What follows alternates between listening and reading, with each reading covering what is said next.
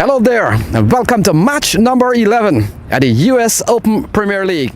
Today's match features the DC Eagles as they take on the Vegas High Rollers. I've got the officials, the captain, and the umpires with me.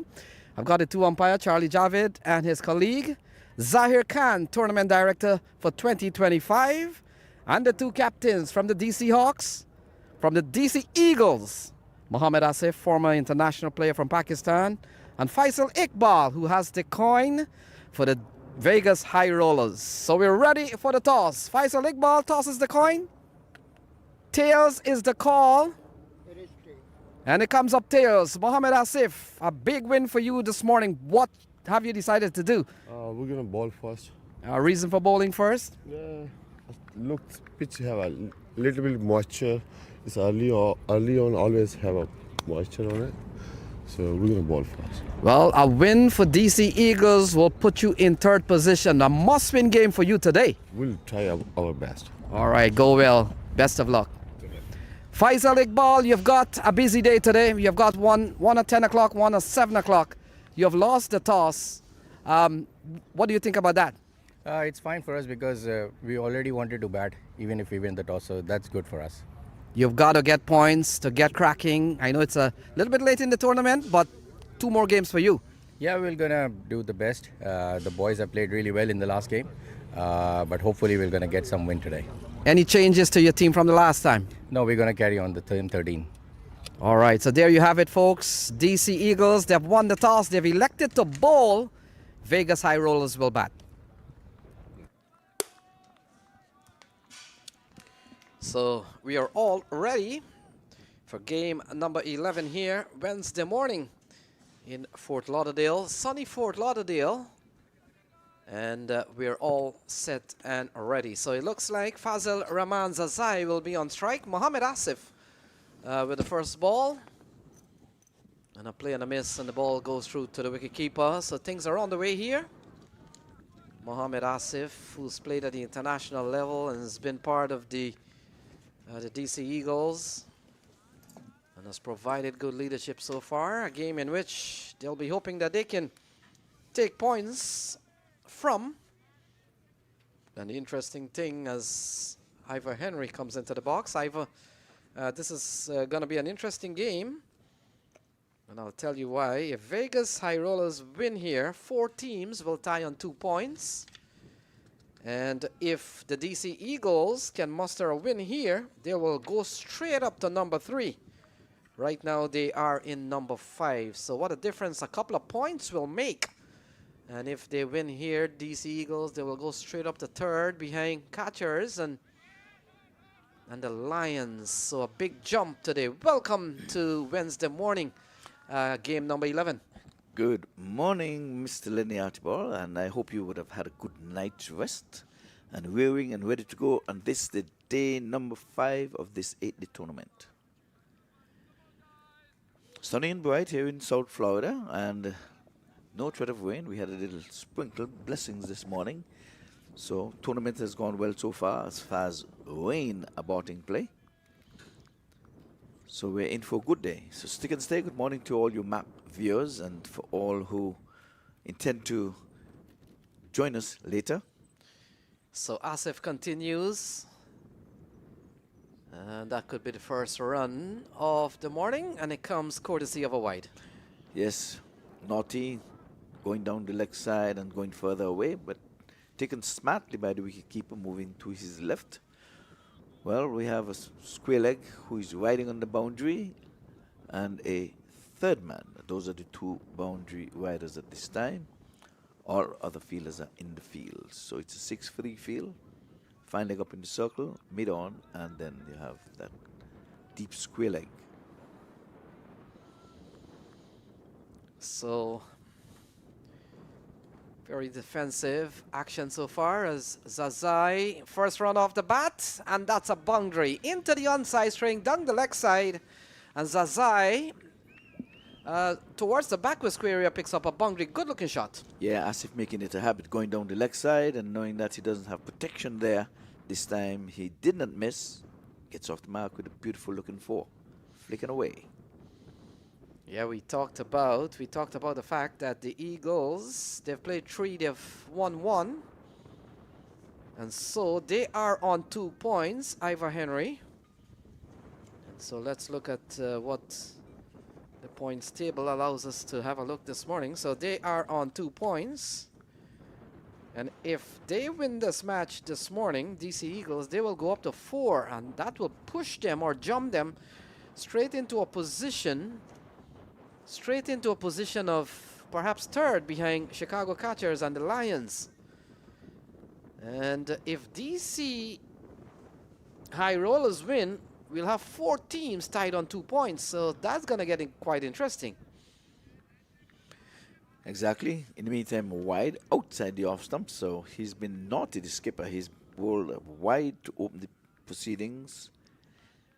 Down the leg side, and here's one outside the off stump. So he's all over the shop. It's early in the morning. We're just after 10 o'clock. First game of 3 for the day. So stick and stay. When you look at the points table, also Ivor Henry, if the playoff were to start this morning, chance. Well, in fact, they're not gonna run. So Asif has kind of make a good comeback here, 6 in the over so far.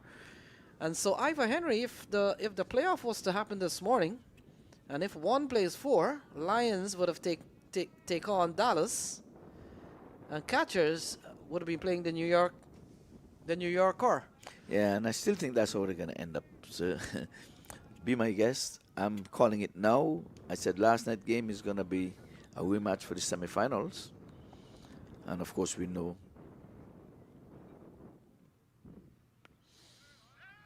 Yeah, into the offside, another run off the bat. Yeah, you were making the point? We know at the Lions already at the head of the table.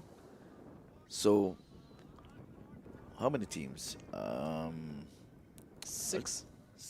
I'll say 3 teams are vying for the number 4 spot. So we can book the first 3. Lions, Catchers, the defending champions, and New York. So Dallas, Vegas, they're pretty much out of it. They need to win to upset the apple cart, like you're saying here today. They'll if by some means they're able to win 2 matches today, it will make a big difference. Yeah. But they're batting first, another wide. This has been kind of indiscipline for Mohamed Asif. He's running 8 times, and the over still has only 5 legal balls. So he's gone for quite a few wides in this over. 8 so far. Yes, and he's been naughty. At least one of them down the leg side. He's employed a slip. He's bowling to a 6-3 field, so I can't fault him going outside the off stump. But the one down the leg side was naughty. So Shubham Pote picks up a run that will complete the first over. A lengthy one from Mohamed Asif. 1 gone, 9 for no loss. Yes, and in all of that, it's just 9 from the over. So apart from the 3 extras wides, it was relatively a good over. But he's got to cut down on those extra deliveries. He's going to be arm weary by the time you get through his quota of 4 overs, because he has been bowling his quota of 4 overs in his matches. As a matter of fact, he's leading from the front. As always, he's marshalling his troops, and as you say, he's trying to secure a spot in the top 4. Heavy high rollers are going to be the upsetter today. They need to get on board. They're the only team without a win, as a matter of fact.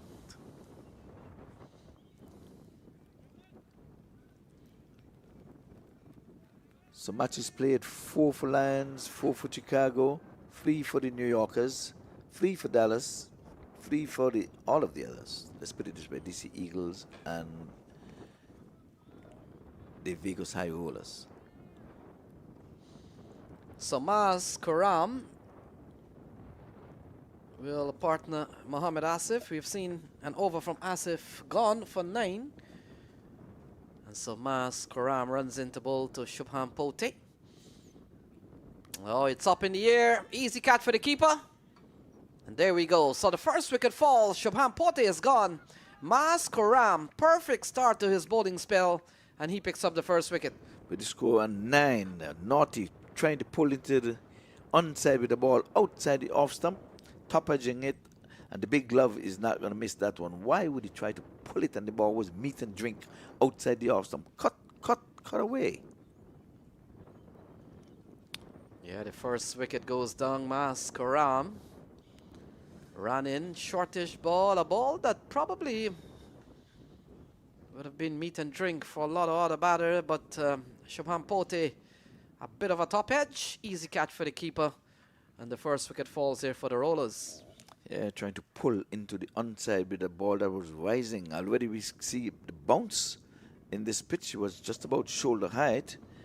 His eyes lit up, thought he was in business to put it down to deep backward square leg. Can get no further than the wicket keeper. The big glove is not going to miss that.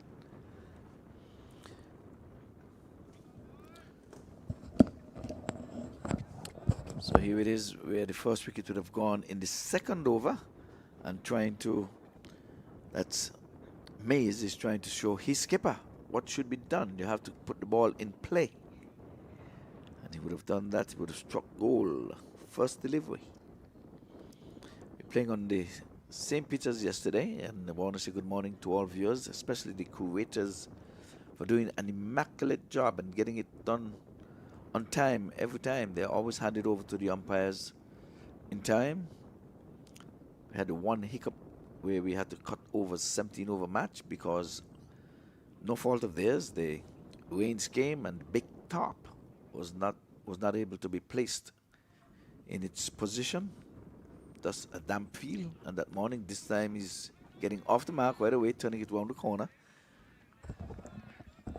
as if does the feeling himself.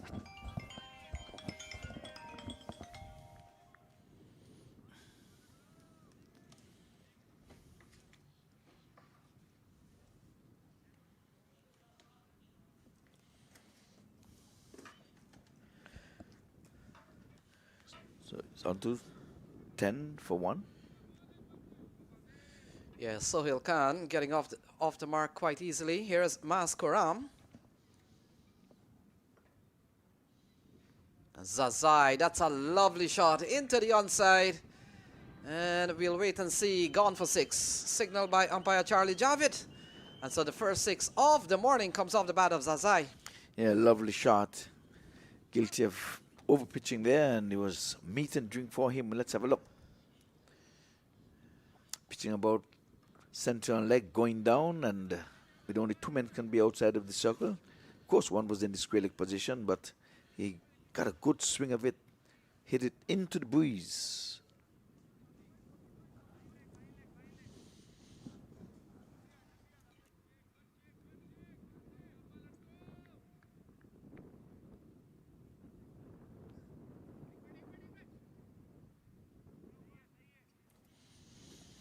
So 6 off the bat of Zazai. Sohail Khan came in and first ball. He got a single, so. And so here we go. Score is 16. 16 for 1.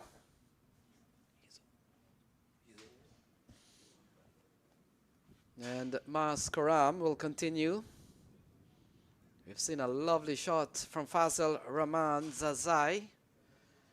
A shortish ball from MAQ Karam, but he runs in again. Another shortish ball from Maz. This time goes through to the keeper. Wicket keeper is Ezatullah Keel. And he's been the gloveman here for the DC Eagles in the tournament. Let's take a look at MAQ Karam's bowling figures in the series so far. 1 for 21, 2 for 12, none for 26 so far. And we talked about DC Eagles. If they win here, they'll jump all the way to number 3. Yeah, doesn't time it well. Choked into the shot. And hands the strike over to Sohail Khan. 17 on the board, 17 for 1. They have lost the wicket of Shubham Pote. He was caught off the bowling of MAQ Karam.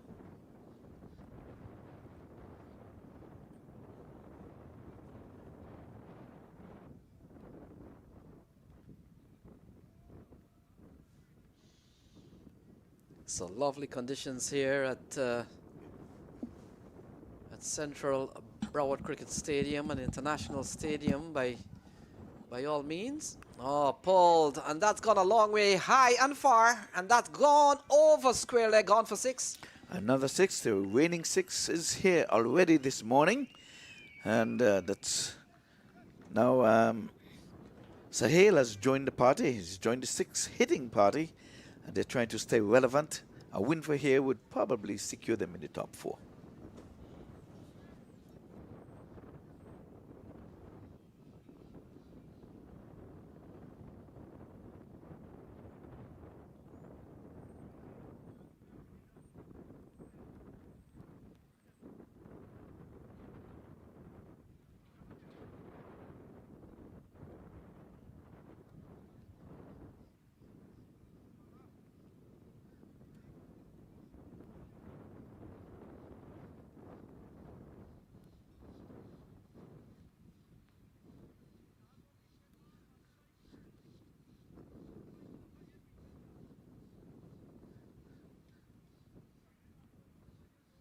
So the teams for the game, of course, Fazal Zazai is out in the middle. Shubham Pote, he's gone, so he comes at number 3. Watford Chad Bredze.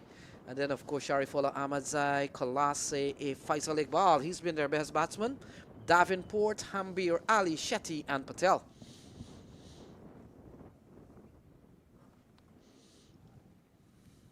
So the action continues. Mohammed Asif.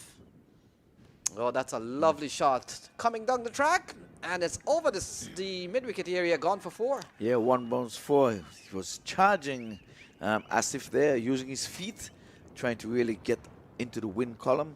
He's got to make sure that they keep this up. They've looked the part, but their bowling always falls apart. This has been far and away one of their best opening, I'll say their opening session, because they always be losing wickets and waiting on the skipper to come in to rescue them. Yes, Ivor Henry, you're right on that. When you look at Zazai, he's up to 16 now. He's had some decent scores in the series. 15 in the first game, 16 in the second game, and he got a 38 against Dallas yesterday. And when you look at Zazai, the man on strike, and Faisal Iqbal, they have been the ones scoring the runs, and that's what has been lacking for the high rollers, is that while Iqbal and Zazai has done the heavy lifting, the others have really, apart from Chad Breske, who we will see probably at 4, the others have really not come to the party. Yeah, the other 9, there's no there. They're just there, but there need to be another there. Oh, it's in the air, but no man is out there. In fact, the fielder will not be able to come around because it's gone over the ropes and gone for another maximum. Yeah, about an 80-meter 6. Again, strained down the leg side, bowling short. The batsmen only have to swivel. They're trusting the pitch, as usual, a good pitch. Remember, this is an ICC-approved venue, so Melton Taylor and the boys have got to keep that reputation up. These matches are being viewed worldwide. Of course, someone from the ICC, they are looking. They just don't want to know that you have an immaculate feel when it's ICC playing or ICC matches. That's going to be wide. It's borderline no ball there. But umpire Festus Lind coming here for the first day of the week. He'd have had matches on Sunday. I think he was here on Sunday, but Tuesday, he's here Wednesday. So another expensive over so far from Mohammed Asif. This one has gone for 11 so far. Still a couple of balls remaining. Yeah, the umpiring has been solid, and they've got some technology to help them to assist to carry out their duties. We all know it's never been an easy job umpiring. And so many times you go to the park, and I've done some umpiring, by the way, Ivor Henry, and it's an unforgiving task. I know. He's poking at one outside the off stump, naughty, with a wing of fielders there. As that was a nothing shot. Yeah, 11 in this over from Mohammad Asif. His first one went for 11. In fact, first one went for 9. And we've seen a couple of strikes off this over, off the bat of Fazal Rahman Zazai. He's really been good. And we talked about Faisal Iqbal. The two of them has been the mainstay. Look at that, hammered, over long on, gone for another maximum. His third in the innings so far is 40 for 1. Trying to get to 10. Wiswan Shima would have struck 10 on his way to 100. He has gone free so far. If he stays the course, we're going to be in for a treat. Mahad has been expensive throughout the tournament, but they're still alive, trying to get into the top 4. A win here for them would really secure it, I would think. But right now it's meat and drink this early morning. They're having a heavy course meal instead of breakfast off the bowling of the skipper. Yeah, and the Vegas, in fact, the DC Eagles, let's take a look at that. Mohammad Asif, of course, the captain. Husnain Bukhari, good all-rounder. Akbar Khan, Timur Akbar Khan, got a 50 yesterday. And so he's going to be a talent to watch. Wais Qureshi, Raza Kale, Ahmad Kamal, Siddharth Bandari, he comes into the side. Afan Bashir, Abdullah Kuram, and Rafai Safdar, that's the left-arm spinner. Mas Kuram, we've seen a bit of him. Side Raza, and of course Samiola Jawad. So that's the DC Eagles. And so folks, we're in for another 3 games today. DC Eagles and the High Rollers featured here. And later on we will see that the Lions, the big team, the Lions, they come to the park. It looks like they will take on the Smashers, and then New York plays another night game tonight as they will come up against the High Rollers. We talked about the Vegas High Rollers having a couple of games today, so a really hectic day for them. Yep, well, they look good. They look the part. Hope they doesn't run out of gas, knowing that they have to play another game later in the night. And Lenny, you came in last night and gave us a long day yesterday, Lenny. Thanks to you. The longest day of the tournament so far. Yeah, we were... I was at the pitch this morning. And the talking point as Husnain Bukhari comes in. The off spin, a couple of good balls for him. In fact, a couple of dot balls for him. And we were at the pitch this morning, and the talking point was like you're mentioning that game ran on quite a lengthy way last night. Yes, it did. And this one, the scamper threw a good running in the end. A little bit of fumble by the fielder out in the cover area. Is that Mohammad Asif? Yeah, we have seen so many runouts here in this game, and I think they were flirting with danger. The extra cover fielder, he fumbled it. He's left to Asif, so it was not Asif who fumbled, it was the extra cover fielder. It would have been interesting had he picked up and pegged those stumps down.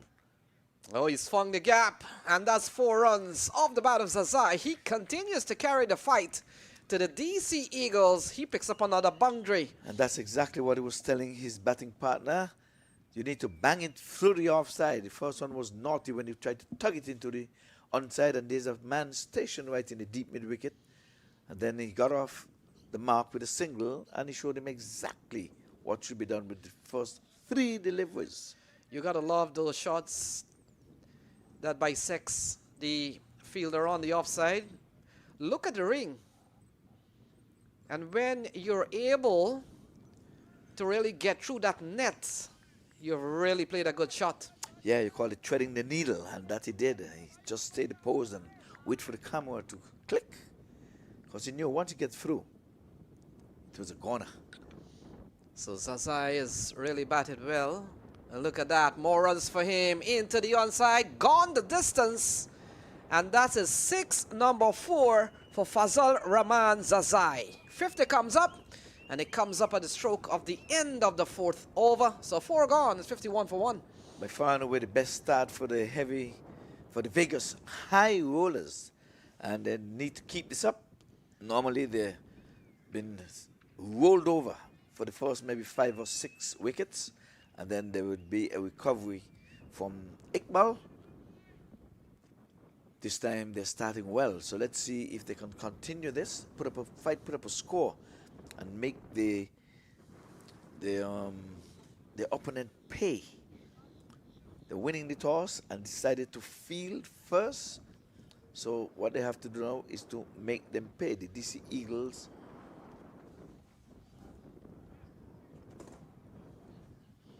winning the toss decided that they are going to bowl the first. So they want to see what's ahead of them and then try to chase it down and secure a place in the top 4.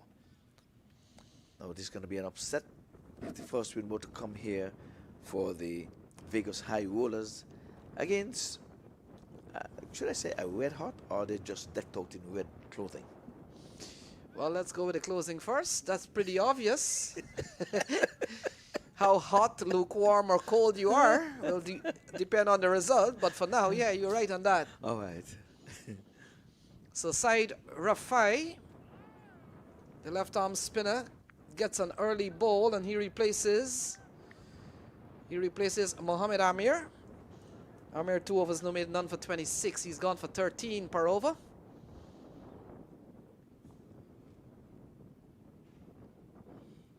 And so Rafe, a couple of dot balls here. Good bowling. Good start. Yeah, side starts well. 2 dots. At least they're keeping Faisal out of the attack. So that's what they need to do. Sometimes the skippers just need to just follow the play, follow the play. The one who's doing the heavy lifting is Rahman. You keep him at the non-striker. Now he has to be putting pressure on his partner. I need to get down there. I'm just 12 away from a 50. I need a 50 on the big stage. Yeah, he's really batted well. Rahman Zazai, 4 sixes and 3 fours, so he's dealt in boundaries. When you look at that, Sohail Khan gets into the act, will get a single and brings Zazai onto strike. He's up to 38. And we talked about 4 fours, that's 24, and then 3 fours, that's 12, so 24 and 12, that's 36. Only 2 singles in that knock so far. Yeah, he's gone boundary hunting. Normally you would hear bounty hunting, but he's going boundary hunting. He has gone, and he's catching a good catch too. 4 maximum. Yeah, they've gone well in the power play. Still balls remaining in the power play. And look at the card. You're batting a 53 for 1. They're essentially going at over 10 runs and over. Can't complain. Yeah, by far and away their best opening 6th over in this tournament. Oh, look at that. Sohail Khan. That's a lovely drive. Uppish, but well away from any of the fielder. And it goes away for 4. Yeah, bang in the middle of the bat, out of the screws. The bowler had not a chance to his left, and the mid-off fielder, he just had to give chase. So he has been taking in the instructions from his batting partner, and we have seen him going on to a quick 5, a 4 and a single after that brief talk.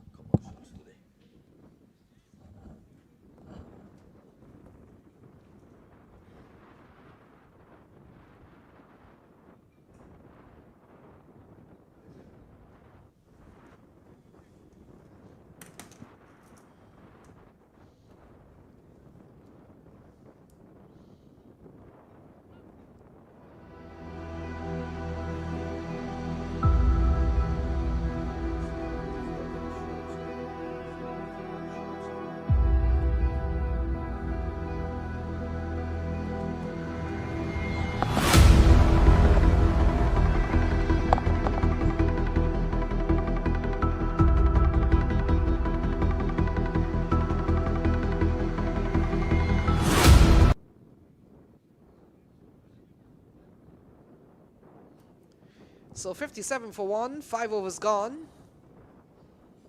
And we talked about an excellent power play output.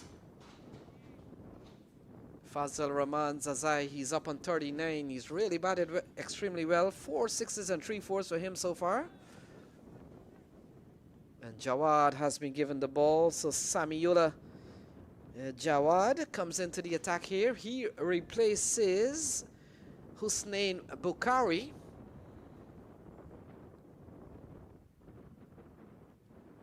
Play on a miss here from Zazai. And the appeal goes up. They're calling for a caught behind. And a wicket falls. So Zazai falls for 39. Samiullah Jawad runs in and a perfect start to his bowling spell has taken out Fazal Rahman Zazai, 57 for 2. Yeah, caught behind. And it needed a bit of clarification from Charlie Javid asking Delroy at the square leg area. Might have been whether the ball carried, but in the end, given out. And so that's the end of Zazai, 57 for 2.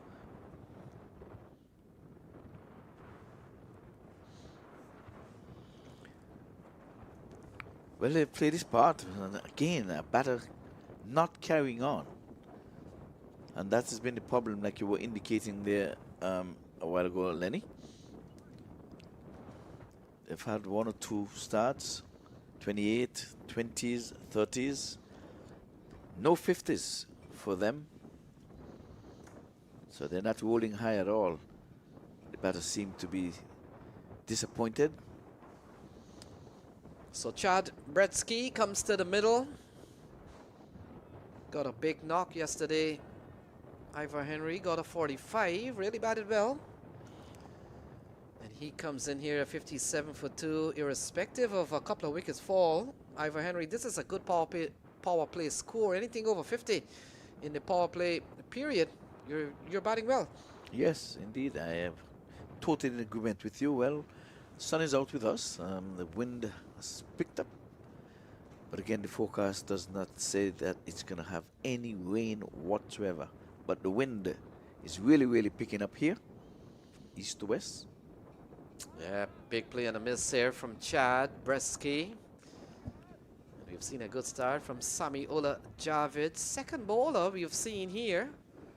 We saw when Mas Koram bowled his first ball, picked up the wicket of Shubham Pote.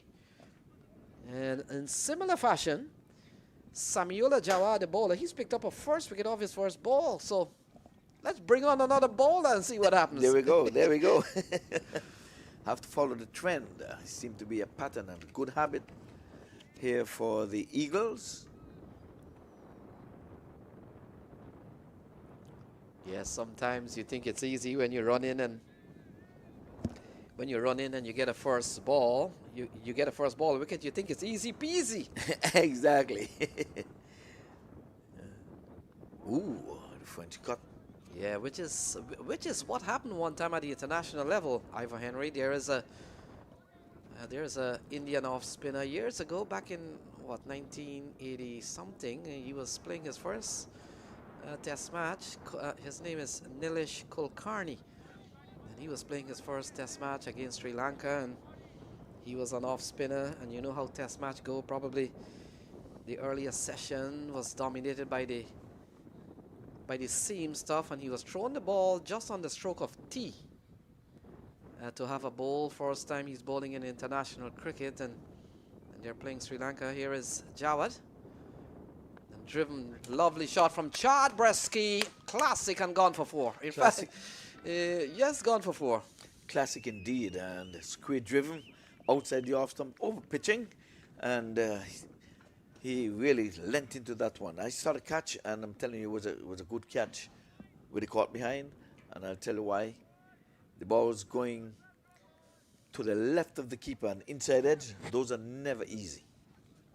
So a lovely shot from Chad Bretsky, and batted well yesterday for 45. And he looks the part, very fit cricketer. We talked about those South African those South African Genes, the Australian Genes, they're really top competitor. He comes out of South Africa. Ball into the onside. Yes, I've got to finish up on the story, but maybe we'll talk about that just after the over. As we've seen a very good over so far from Samuela Jawad. He's only given up 4. And it's a lovely drive through the offside from Chad Bresky. 61 for 2, final ball before the power play ends. And if you're scoring 10 runs and over in the power play session, I think you'll be quite pleased having been asked to bat first.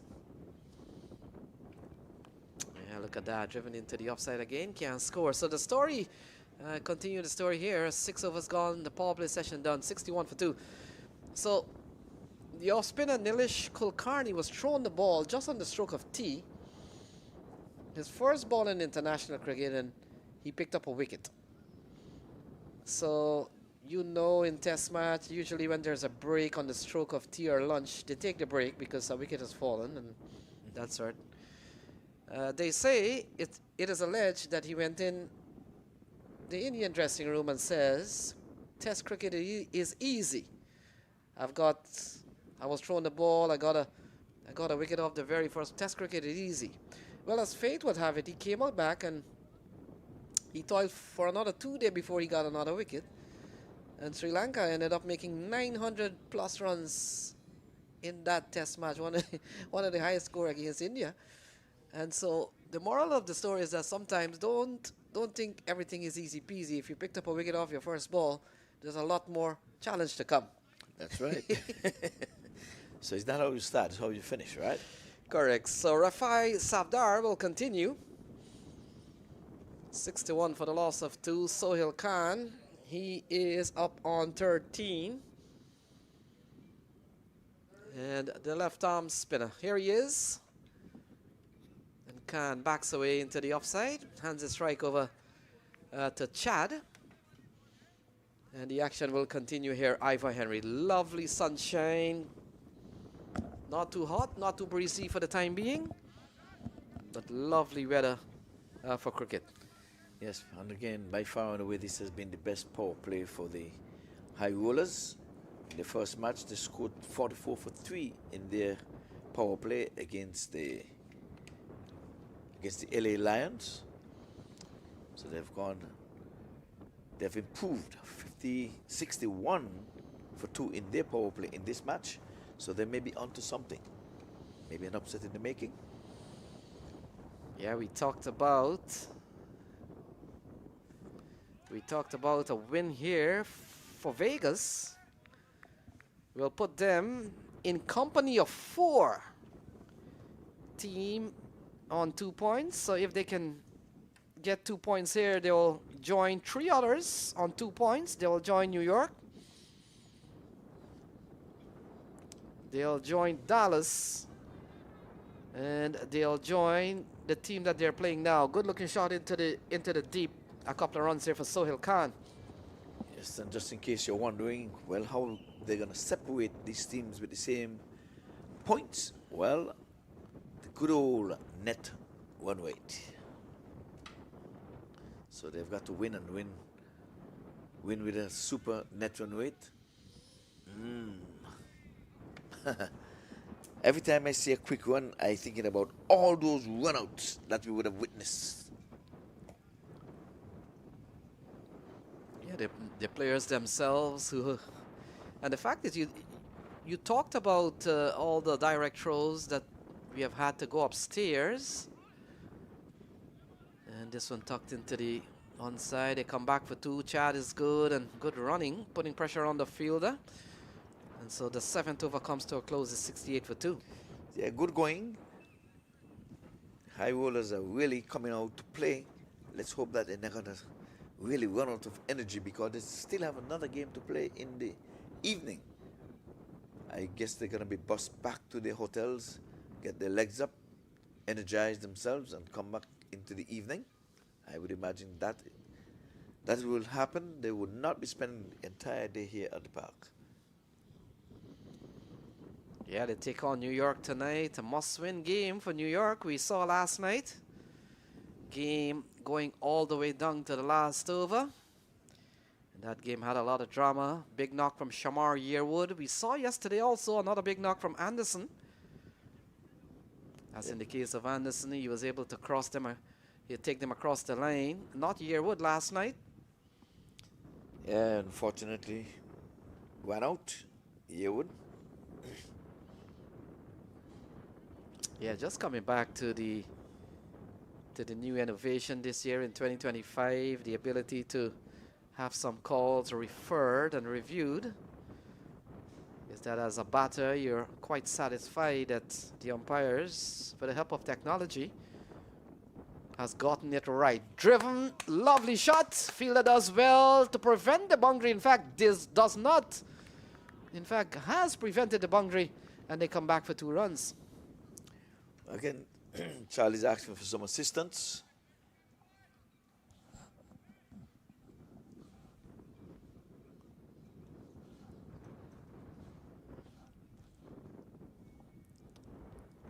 Charlie's asking for some assistance, whether it was 4 or 2, and I guess he's satisfied that it's a 2.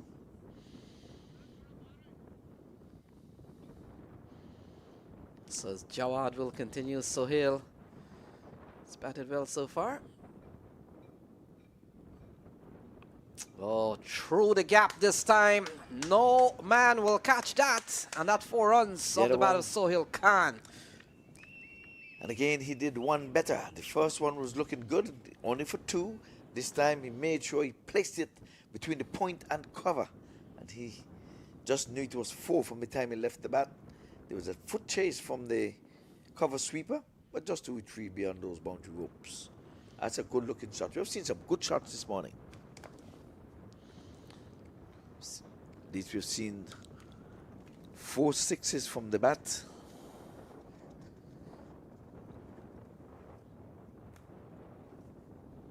Some 5 sixes already this morning. Yeah, play nibbling at one outside. In fact, I give him a little bit of credit. He may have dropped the wrist at the last moment, allowing the ball to go through. So good leave in the end. All right, taken by the wicket keeper, but it was a good delivery, good comeback delivery.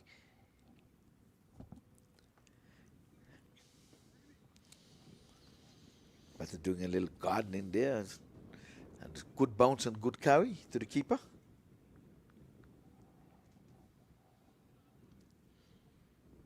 So Samuel Jawad. Oh, lofted over the infield. And look at that. Gone over extra cover, gone for another maximum. Inside out, always looking good, especially when he comes off. And he just stroked it and held the pose. Let's have a look. Here he is, holding the pose.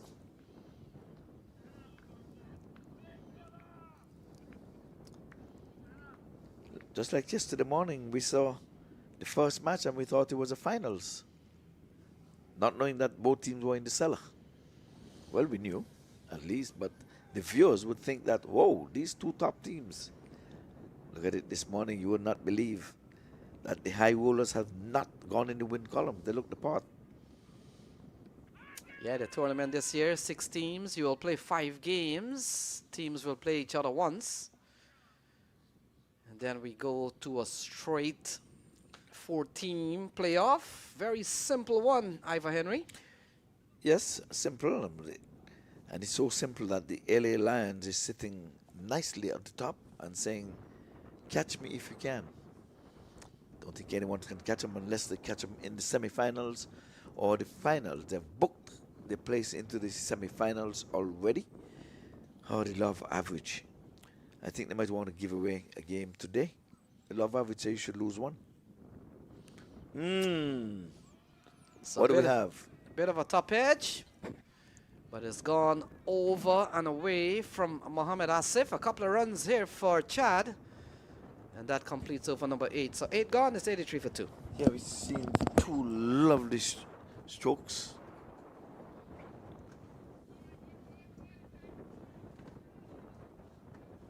If you want luxury but desire smart investments, then let MAQ Group guide your property journey.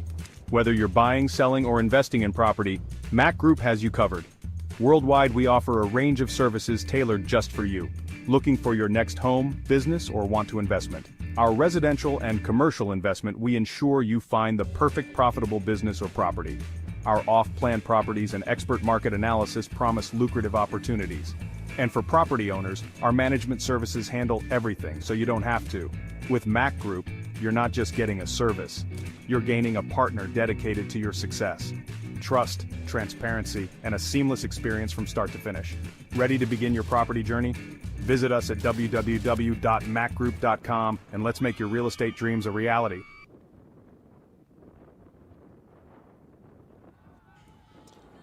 Back to cricket, and a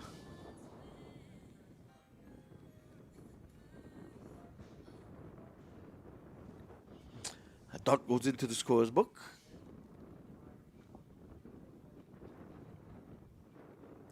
So side between the umpire and the sticks, bowls around. Batsman is getting tall, standing tall, but cover comes in, prevents the single. 83 days for 2. By far and away the best start for the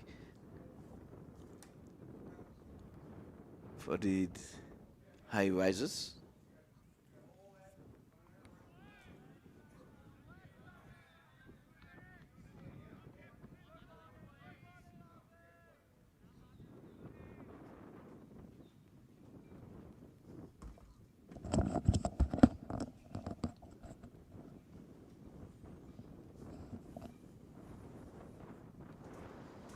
So the action continues.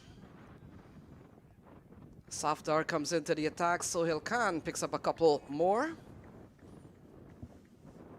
And this partnership has gone up to 28 so far. 31, as you can see on your card. 31 from Sohail Khan and Chad. He's up to 9.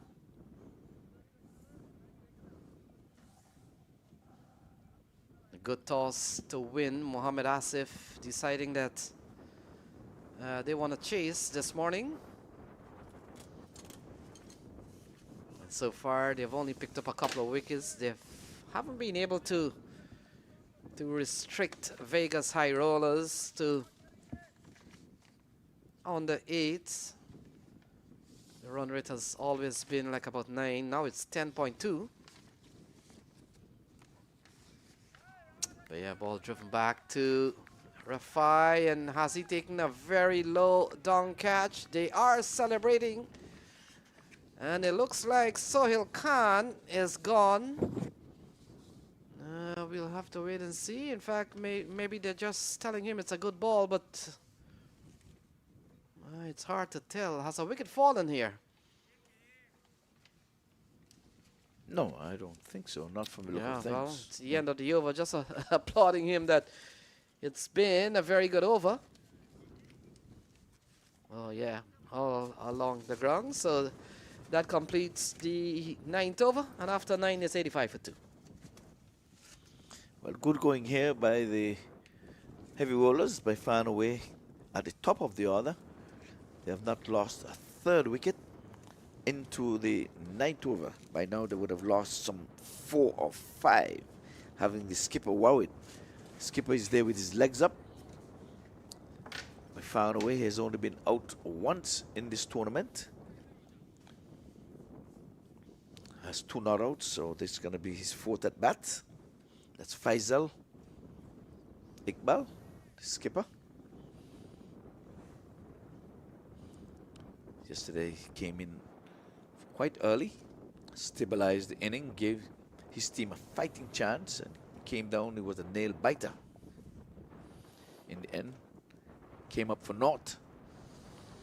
So where's Qureshi, second off spinner of this team? He joins Husnain Bokhari. And he comes in here at a time in which they're going at 9.3. We've seen a good partnership. Chad goes into the offside. Fielder will not settle under that one. Goes over the ropes. In fact, Sohail Khan is the batter and gone for 6. Yeah, trying to do some acrobatic stuff down there, trying to just get his hand in it to bat it back into the field. Well, he was unsuccessful. Guess what? Another 6, another US Open Premier maximum. Yeah, that's the third 6 for Sohail Khan. He's played a good hand so far, and along with Chad, they've put on a 35-run partnership. And that partnership has come in quick time, Ivor Henry. Yes, I'm saying they're just 8 away from 100. Now Shadow had a song, I come out to play. Now they're coming out to play on a Wednesday. Yeah, driven into the offside. We talked about how quick this partnership of 36 has come. It has come off 27 balls, and so good strike rate on that. And over from Ways, Qureshi has gone for 8. We've seen a maximum in this over, taking on the pad. And Charlie Javid not interested. No, it seemed as if it was missing leg from our advantage point, and they're asking, you just have to ask once. It's against the rules. Excessive appeal is not allowed. Coming from wide of the crease. Here it is clearly going down the leg side. You can see that. Good judgment call there. Charlie probably would have hit the foot stump, the one placed next to the leg stump. But it was hitting those timbers. So Charlie, from our advantage point and from yours are the one, yours is the one that matters anyway. Yeah, defended into the offside, and they go through for 1. 10 gone. It's 94 for 2. So halfway in the overs is a 20-20 encounter. The proceedings started here on a Friday with a lovely opening presentation. Had 1.5 of the stadium packed. It was nice to see those school children and county boards and park managers and mayors and commissioners. They were all on hand to take it in. It was a good opening. Happened on a Friday. We just had the one match after that, Friday. After that, we've been having 3 match days.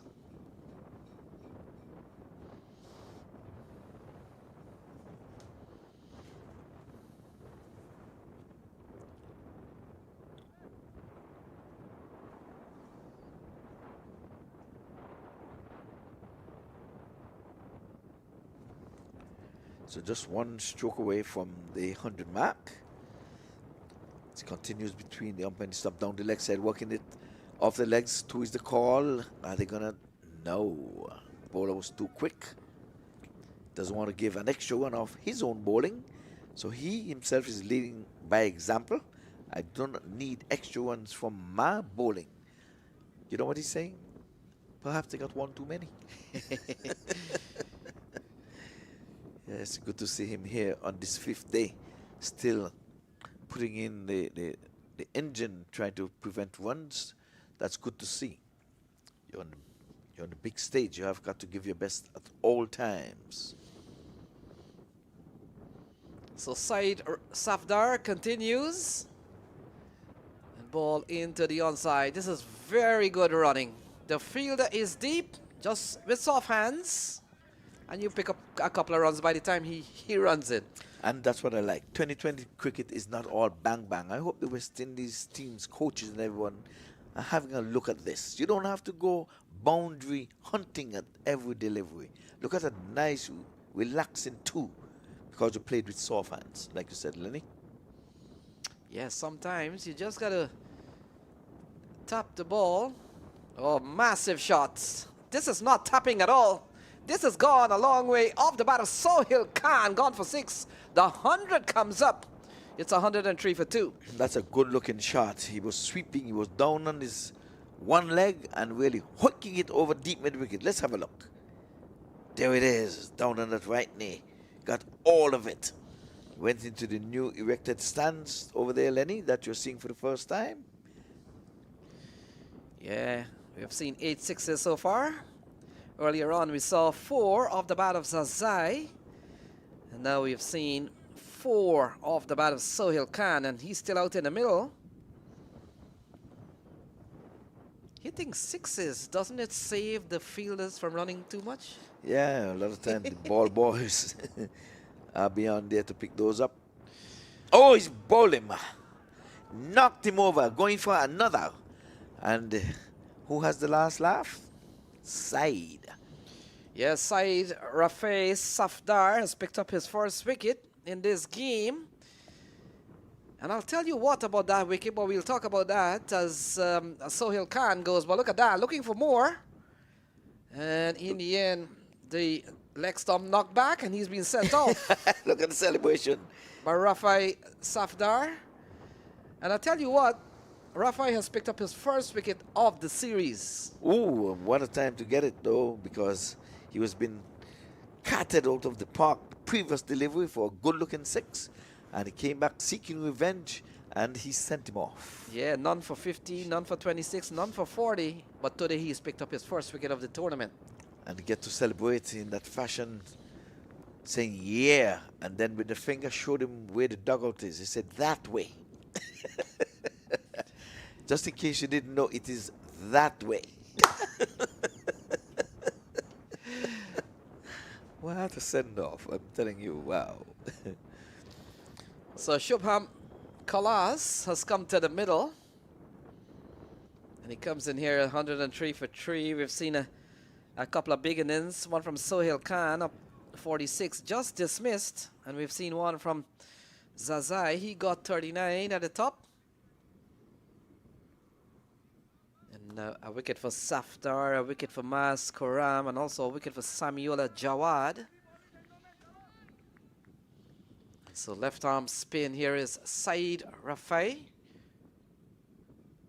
Good delivery, Kalas. I remember Kalas, was it yesterday? A direct throw from him. And I know that has been your favorite. Yes, that's one of the highlights you're going to see This year. time and time again this year. A lot of direct hits. You have to see those direct hits in your highlights on the MAQ TV 24/7. It's a ball defended, 11 gone, it's 103 for 2. So 3 dots on the trot for him. So he's got his confidence back. He's have his mojo back. 103 for 3, and this is allowing the skipper to sit in the dugout with his legs up. Yesterday he came early just to stop the bleeding. So now he can find himself sitting in the dugout, sending out his instructions, having the younger cricketers showcase their ways. Hopefully the scouts are out, the agents are looking. Everybody look at MAQ TV. This is a launching pad. I always use Ali Khan, Stephen Taylor.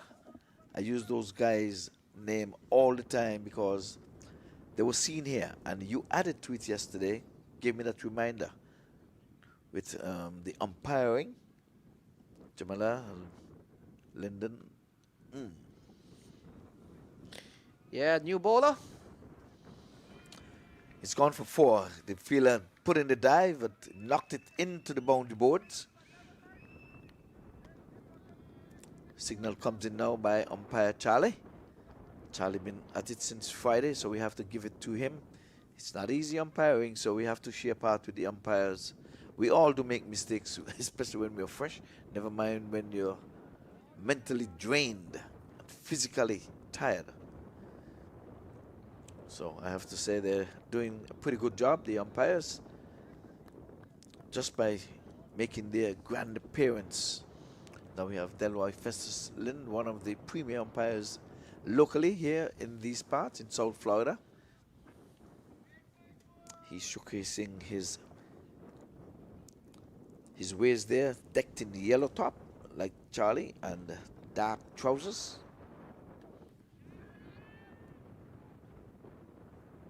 Oh.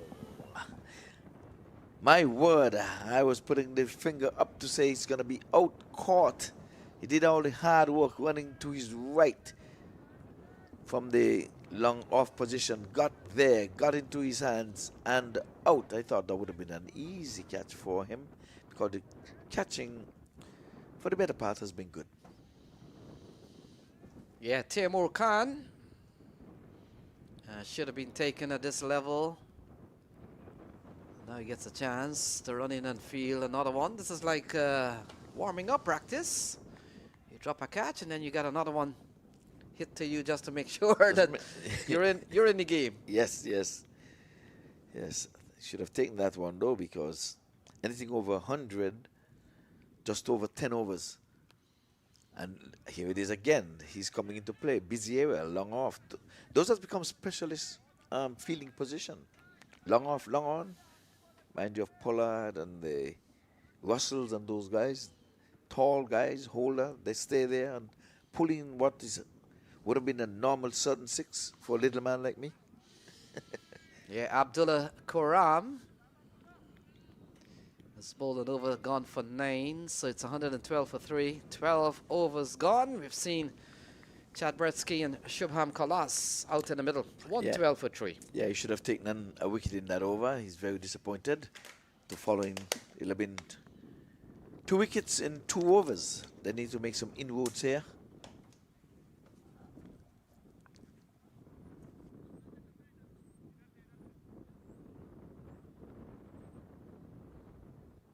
If you want luxury but desire smart investments, then let MAQ Group guide your property journey. Whether you're buying, selling, or investing in property, MAQ Group has you covered. Worldwide, we offer a range of services tailored just for you. Looking for your next home, business, or want to investment? Our residential and commercial investment, we ensure you find the perfect profitable business or property. Our off-plan properties and expert market analysis promise lucrative opportunities. And for property owners, our management services handle everything so you don't have to. With MAQ Group, you're not just getting a service, you're gaining a partner dedicated to your success. Trust, transparency, and a seamless experience from start to finish. Ready to begin your property journey? Visit us at www.macgroup.com and let's make your real estate dreams a reality.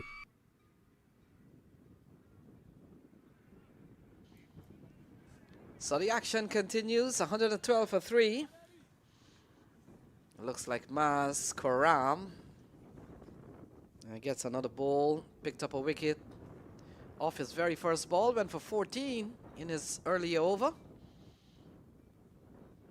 Oh, that's a lovely shot from Chad Bretsky, gone for 6. Well executed shot over the off field and gone for a maximum. Inside out, every time you get him on, it looks really good. Inside out, over square cover, and up and away. So not so lucky.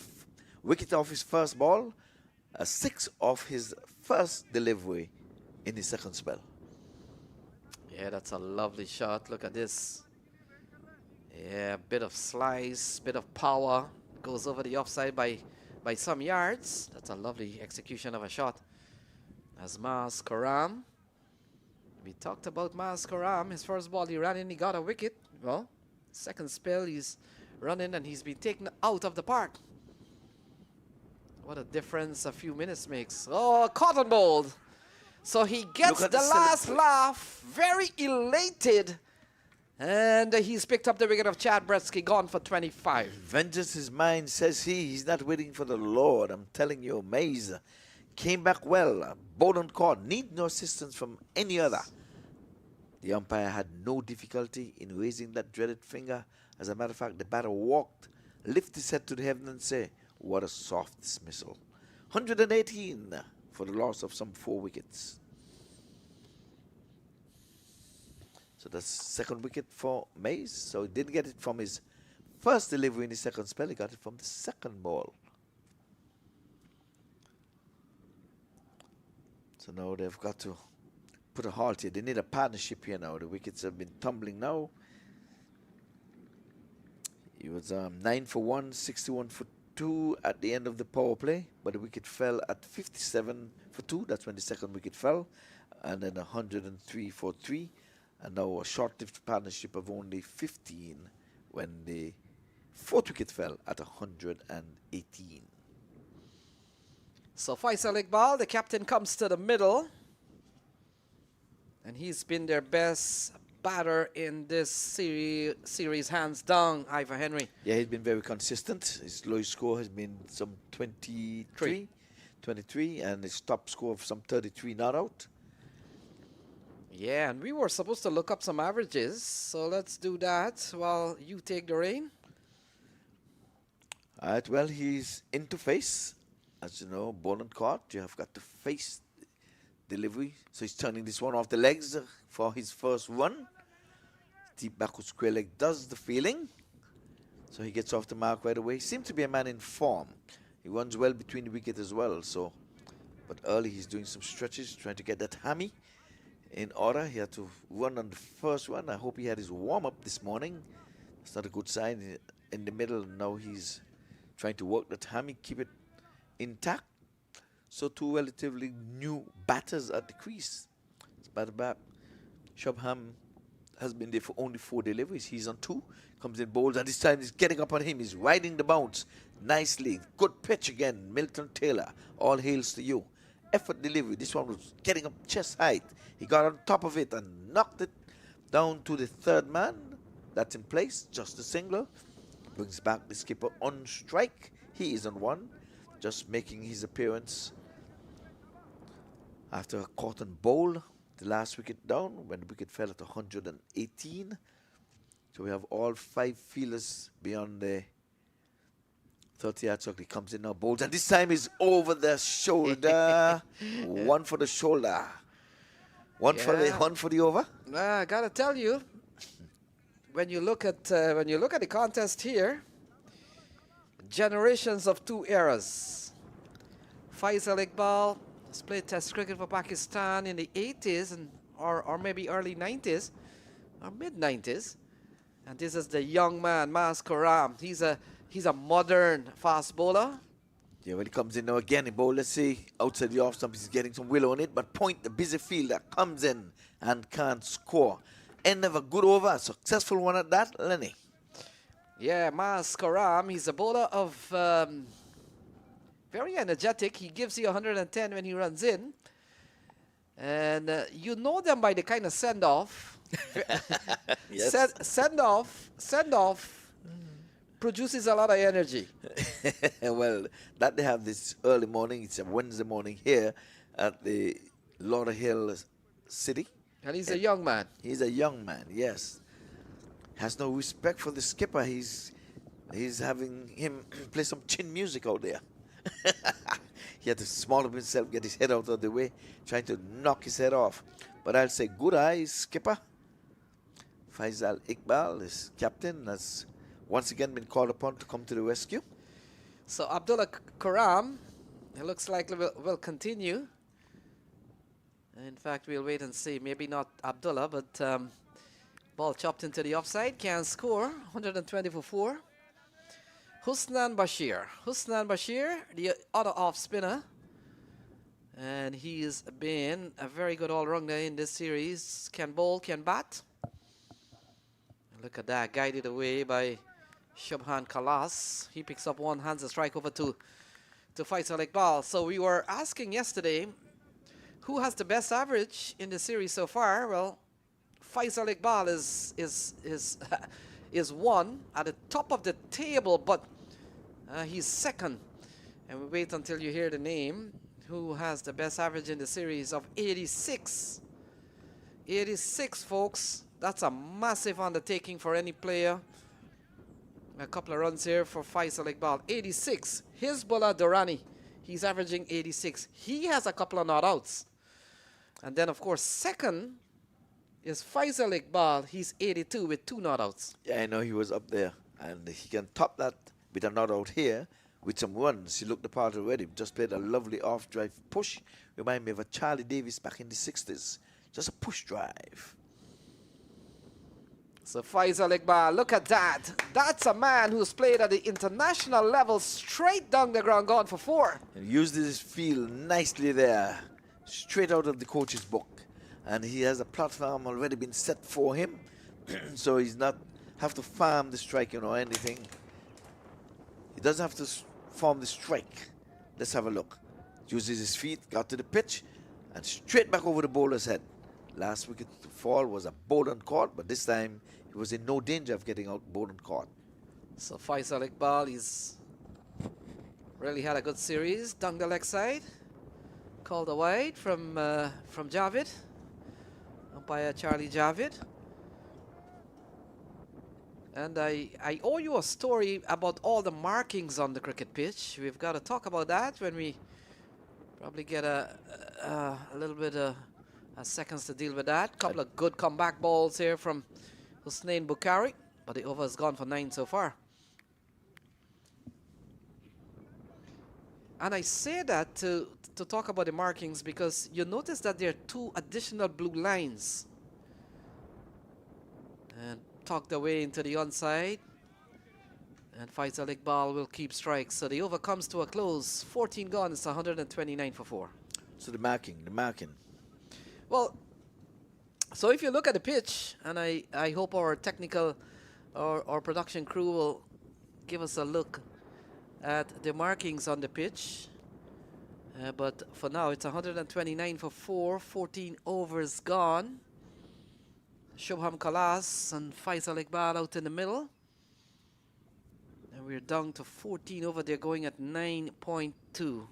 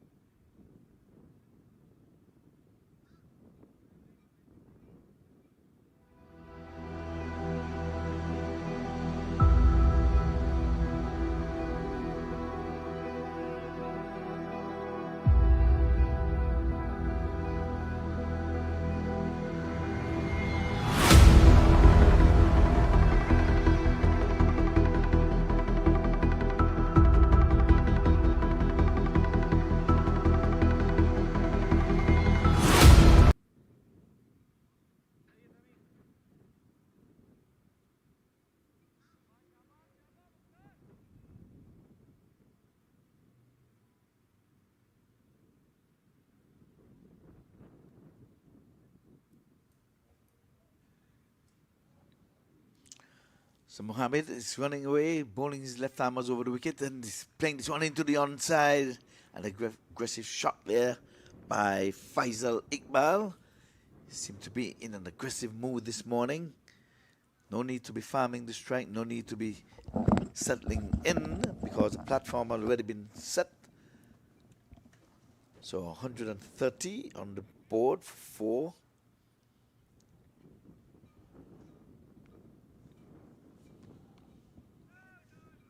Yeah, it doesn't go well for Shubham Kalas. He remains. And we come down to 35 deliveries. Ivor Henry, I'll allow you to do the math. They're batting at 130, run a ball. 35, we'll take them up to 160 for sure. Yeah, I expect them to make at least 180 from here on in. So that's undercut. Oh, that's going to be a wide delivery. Naughty going after that one. That's what you're looking at. Easy call for umpire Delroy Festus Lynn. 131 for 4. So this over's gone 1 dot and a wide. More field changes here by the skipper Asif. Asif was naughty this morning with a few wides in his first over. It was a long over.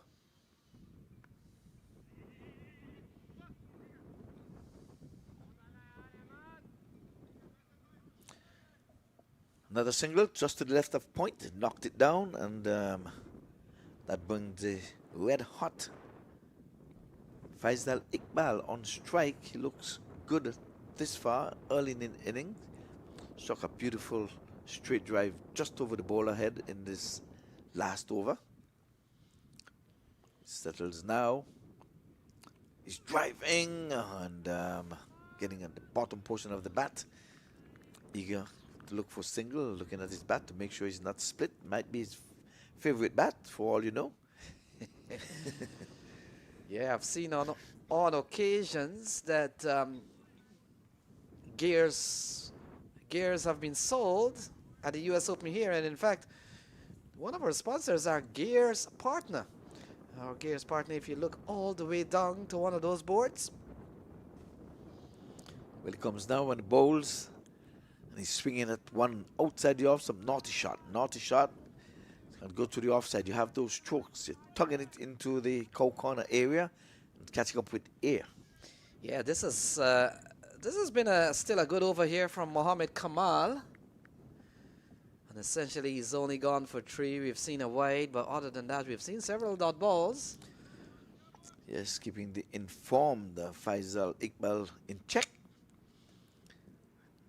Let's see this as he comes in over the wicket now, bowls, and he's pulling this one into the onside. He's going to get 4 for it. That's a good-looking shot. Yeah, ball going down the wrong line from Mohammed Kamal and helped along this way. And a man in form, he's going to capitalize on those loose deliveries. And he ends the 15 over with a lovely boundary. Look at that. Gone away for 4. 136 for 4 at the end of 15. Yes, trusting the bounce. Definitely trusting the bounce. And he just swiveled and really rolled the wrist over, picked his spot, and it was 4 from the time he left the bat. He goes on to lucky 13. He's overtaken Shubham.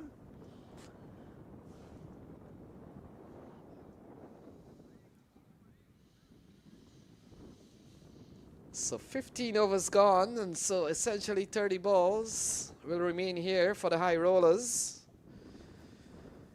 And we talked about a win for the high rollers will be a big moment for them. They've faced an uphill task in this tournament, having lost to the Lions, having lost to the Catchers. And yesterday, probably a heartbreaker. A game seemingly I called that high rollers was probably going to win, but it was not meant to be, as we saw Dallas, led by Anderson, pulled one from the jaws of death. There you go. Right out of the jaws of lion. Telling you. Pendulum was swinging, but you were calling it. This one, yes, no, yes, no. So many runouts. I'm telling you, runouts are going to make the highlights of this year's tournament. So Hussein Bukhari will continue. None for 20 so far. And Bukhari has picked up 2 for 24, 1 for 31, 2 for 22. In previous spell, pulled into the onside. And Shubham just picks up one, hands the strike over to Faisal Iqbal. Yeah, the one went down to the deep mid-wicket. Cow corner area. Took it in on the second bounce. So Faisal looked the part. Hope that they're looking and viewing. He has played correctly. You can see he was a correct batsman in his heyday. He's still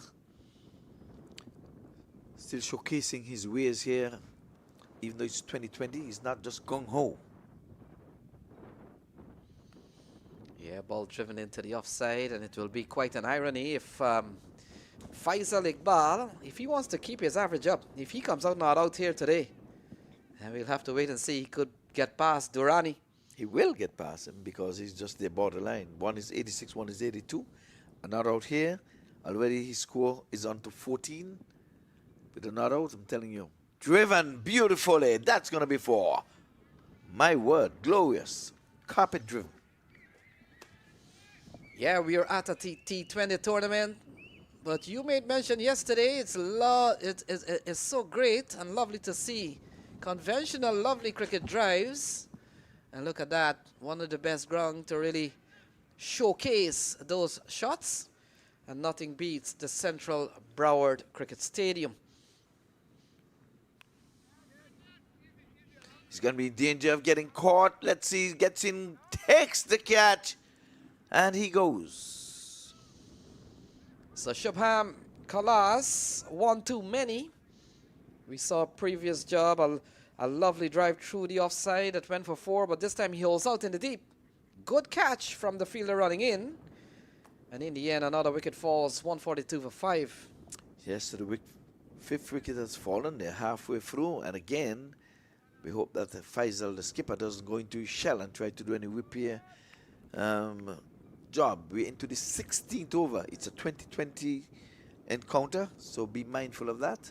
And again, all hails to MAQ 2020. America is built on fast food, fast everything. So he decides, let's do the 2020 and get in a game within 3 hours, done and dusted. And here we are. Throughout the world, we're having T20 matches. So Faris Ali comes to the middle. And he comes in here, it's 142 for 5, joins the skipper, Faisal Iqbal. And back in those old days, you see Faisal Iqbal went down to be the man on strike. Those were the olden days regulations in which batters will cross. Well, that has now been taken out of cricket, and so the new batter will face the music. Yes. No more run when the ball is in the cross, so I can be on strike. Nope. You have to keep up so many changes. Imagine a batter is batting now and he has 2 off stumps. You have 2 offsides. That switch it.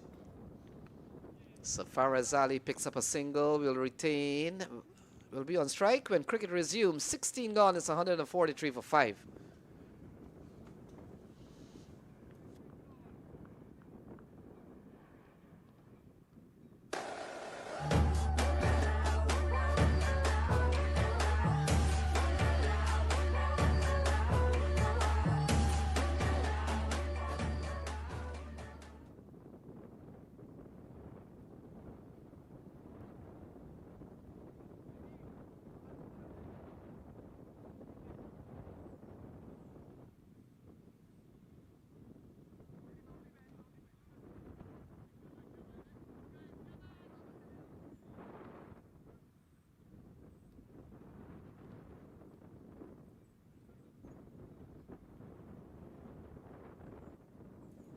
So Faraz Ali on strike, along with his captain Faisal Iqbal. Looks like Mohammed Kamal will continue. Kamal bowled 1 over so far. An over does, he only gave up 7. It was pretty good in that last over. We'll come into bowl to Faraz Ali, who's just come to the crease. And he hammers this one straight down to long on. Hands a strike over to Faisal Iqbal. We were talking about Faisal Iqbal. And folks, if you're just wondering, when did Faisal Iqbal play international cricket? Well, that time period was 2001, between 2001 and 2010. So I may mention in 1995, but I was bringing him way forward. Yes. But it was 2001 to 2010 when he played at the international level. We talked about, what, 30-plus test match and 11 one-day international. And he's really been good in this series. T20 back in his time was probably still a new thing, or didn't at the international level. Look at that. Up in the air, fielder will come around, takes a well-judged catch, and no not out for Faisal Iqbal today. No, he was going for glory. He haven't hit a 6 in this tournament, and somehow he was going for 6 or trying to just loft it over the fielder's head. He has a ground stroke, so why he's trying to go? But a good running catch, though. Taking it over his shoulder. Here he is. We're going to have a look.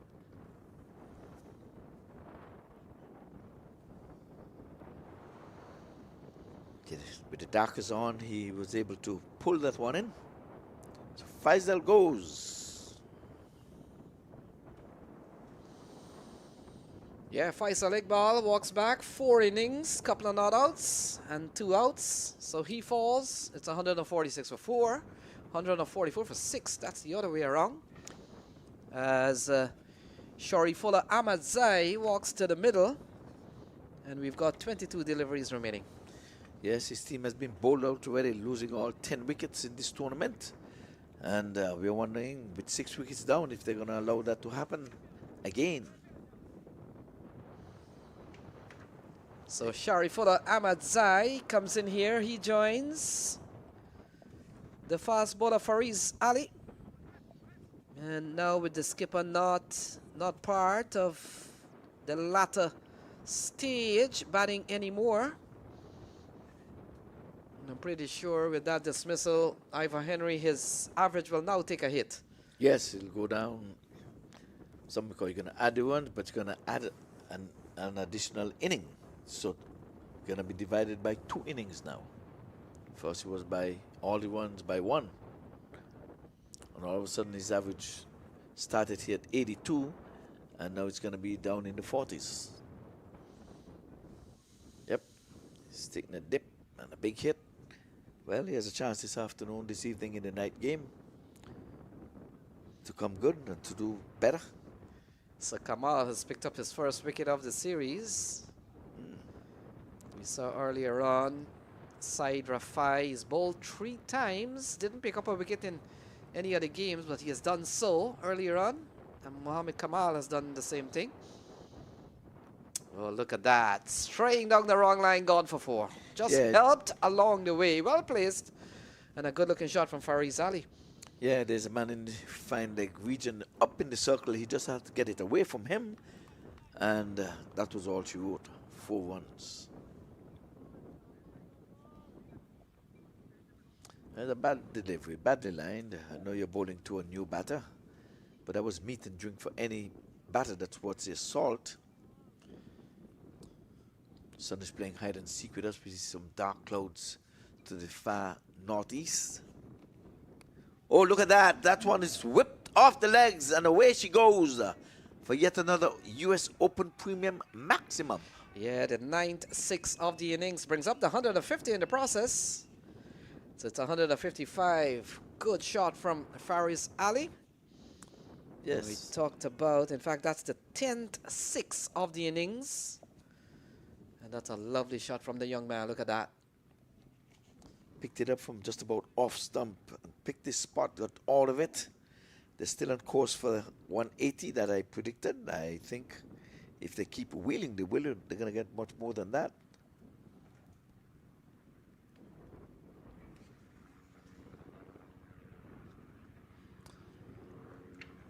So Kamal's over's gone for 12. And they have always been scoring just over 9. So with 19 deliveries remaining, it's 155, maybe 170, 175 on the card here. Yeah, well, we want to do one better. The high score in the tournament is 183 for 4. So that was yesterday's match, and they would want to probably emulate that or do even one better. They don't want to fall back now because they looked the part yesterday. You yourself came in, brought them some luck. You said, "Ooh, this looked like a championship finals."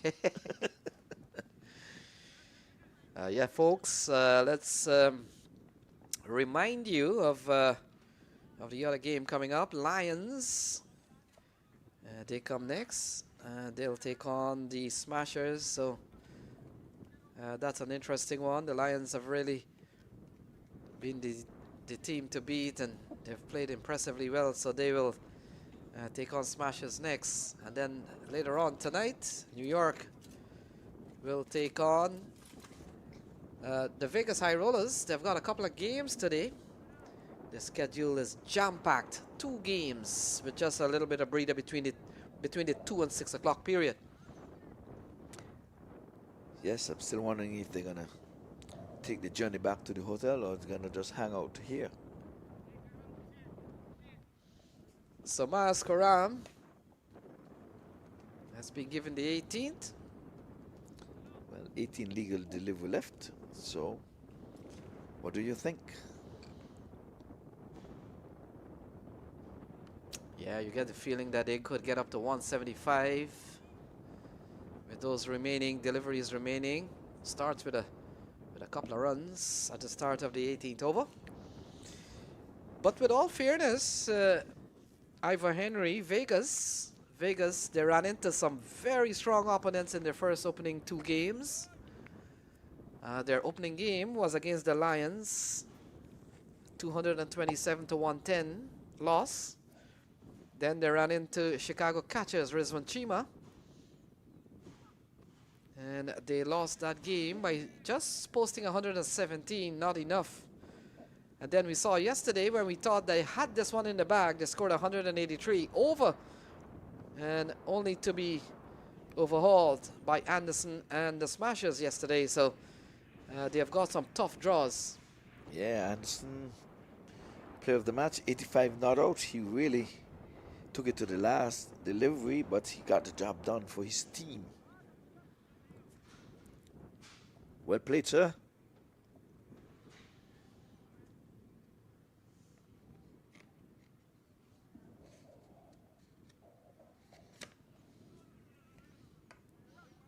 It's a ball played into the offside, and there is no run.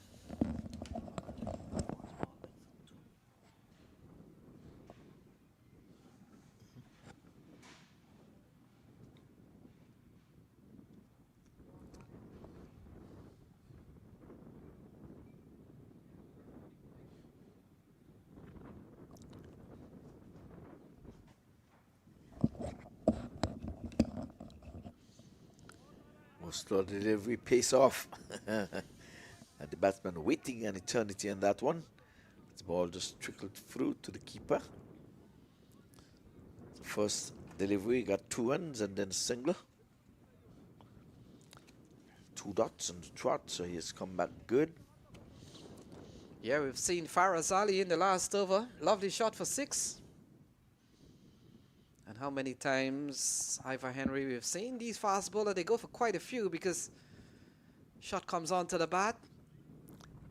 It's a good pitch. Another Yes. slow delivery. Slower ball played into the offside. Still a very good over here from Maz. He's only given up 4 if you're bowling the 18th over. And your output is just about 4 runs with 1 ball remaining. I'm pretty sure that Mohamed Asif, the captain, and also the other members of the Eagles team will be quite happy with that. Even though boundary 4 here is still a good over in the 18th over.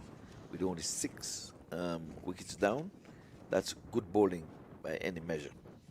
But he's going to try not to give a boundary.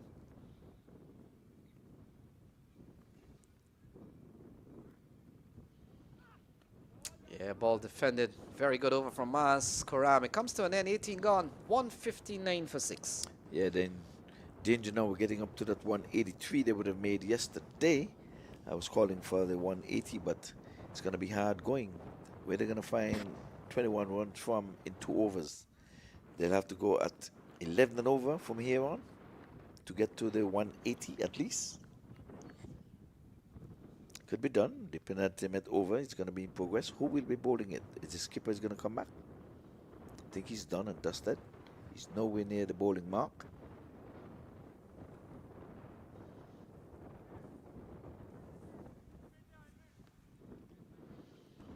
Look at those thick edges on those bats. Yeah, it looks like a spinner will bowl here. Is that Hussein Bukhari? 1 for 27 so far. So they've, looks like, yeah. Hussein Bukhari has been given the ball. Well, Hussein Bukhari will bowl here. And it looks like Mas Karam could get the last over. And why not? 2 for 28 from him. But for now, Faris Ali, the man on strike. Hussein Bukhari with 1 for 27 so far. And ball tugged into the onside. Good start. Yeah, he tried to muscle that one, not timing, but it was always going to hit it on the ground. We still have those 5 boundary riders.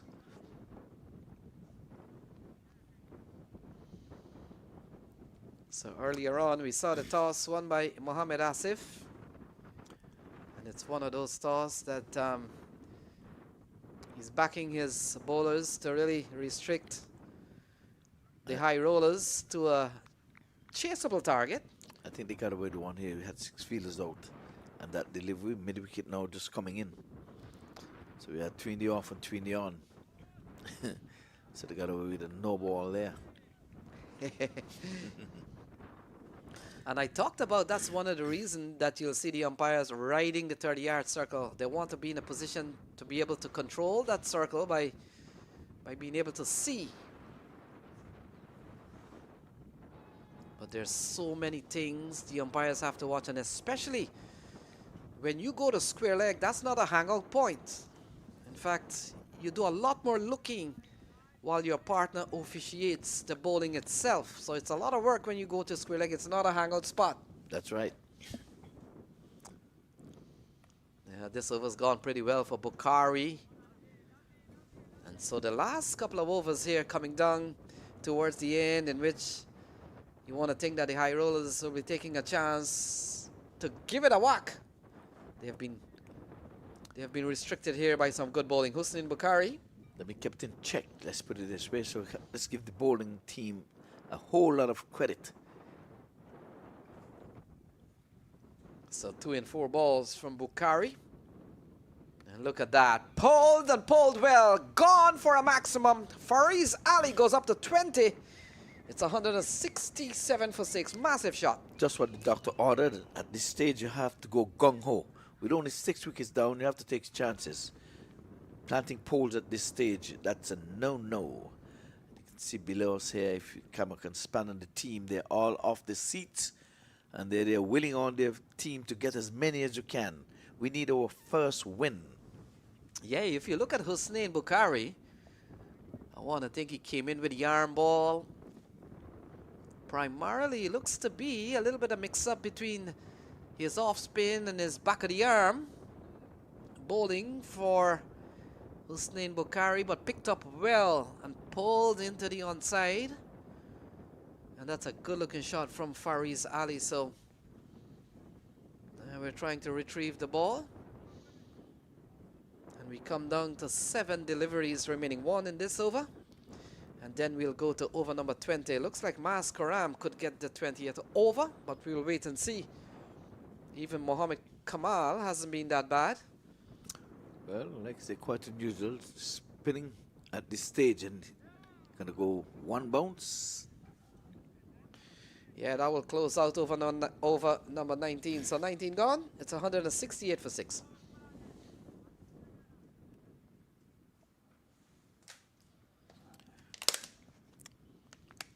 Well, not a bad over in the end. Just some 9 runs coming from that. I'll take that any day. I'm sure they would too. Here it is 168 for 6. Closing and dying moments of this inning. Remember earlier in the inning, they would have won the toss. That's the...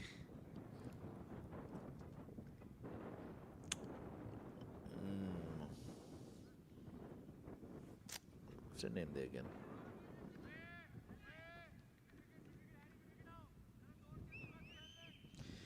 So the action continues. Mas Karam, as we assumed, has been given the last over. He's been steady, 2 for 26. Yeah, I lost my train of thought. They were trying to say that the Eagles won the toss. So here is Maz. Final 6 balls to Fariz Ali. And Ali goes big. He goes far. It's out of here. And it's gone for 6. Meat and drink for him. Over pitch. And it was in the slot. And he just had to get it out the sweet part of the bat. Which he did. So they're into the 170s now. Ivor Henry. Could they be cashing in on their 183 yesterday? And that was I was always saying they're going to make at least 180. They need to do at least one better. They lost with 183. They need to get at least 184. I think they'll win at 184. And when you look at what we've seen yesterday and so far, the par score. Look at the anger. Mays have done it. Remember he did it yesterday. Was walked out the park and he went chin music and had some choice words there with the batter. He's angry. He's a mean bowler, real mean-spirited. But I'm sure he has a soft heart off the field. We've seen the verbs. We've seen the verbal. Let's see the action. Minor triumph here for Maz. I give Maz wrong one. Yes, well, he tried for the Yorker there. He ended up being a full toss. And the chatting goes on. Yes, look at it. He said, you can't be hitting me for 6. What do you think I am? Hitting me for an almighty 6? The only thing now with a single, Fariz Ali comes closer to him for the argument, but he's out of strike. Yes, let's see if you're going to take it out on the southpaw here now. A lot of times that's what happens. Safadilla now might be in for some chin music. Let's see. Yeah, the dogs bark harder on the porch, right? That's right. And when they go out on the street, they're a little bit quiet. It's like the dog chasing a tire. The car stops. What is it with the tire? Nothing. Oh, that's a lovely shot. Lovely shot off the bat of Ahmed Zai and gone away for 4. Oh, well, I don't know why would he do that. Here it comes. Here it comes. Now might be a good opportunity. Take a look at this. Is it going to be a short pitch bowling? trust me, this delivery. See, if I was a batter, I'm preparing. This is going to be a short pitch. That's his mojo. You hit him 4-4 or 6, he is going to bounce you. I'm telling you. And now is a chance for Faraz Ali to tell him something, because even if he didn't hit the ball, that's my teammate. We're taking you on. Look at the short pitch delivery. And this is a double bluff. Let's see. So 11 off this final over. We talked about them getting their highest score yesterday, 183. They're cashing in on that. Oh, that's a good looking shot. Slashing drive into the offside. And Faraz Ali goes down. Well, the bluff. Well, here's going to be the short pitch one then. This is it. The last legal delivery left. Going to be some chin music. I think he's going Yorker. Okay. You say short, I say Yorker. We shall see. We shall see. I don't think he may want to go short to Faris with all the talk-ups that has happened a couple balls ago. He probably back himself to go full, fast, and straight. Let's see. 180 for 6. Final ball. Pace off. Look. And more talk. More talk.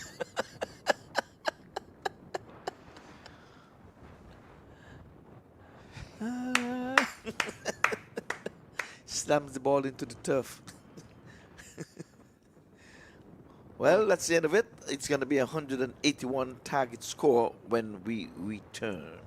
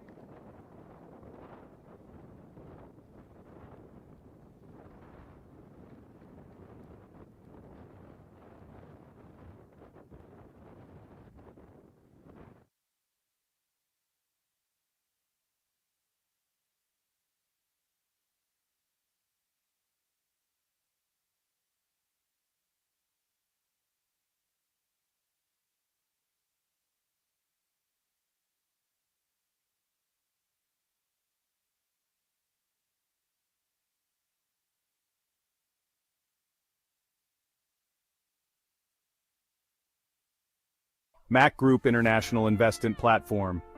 Today, I'm excited to talk to you about something that can truly transform your investment game, real estate, and specifically, how MAQ Group is making it easier than ever before.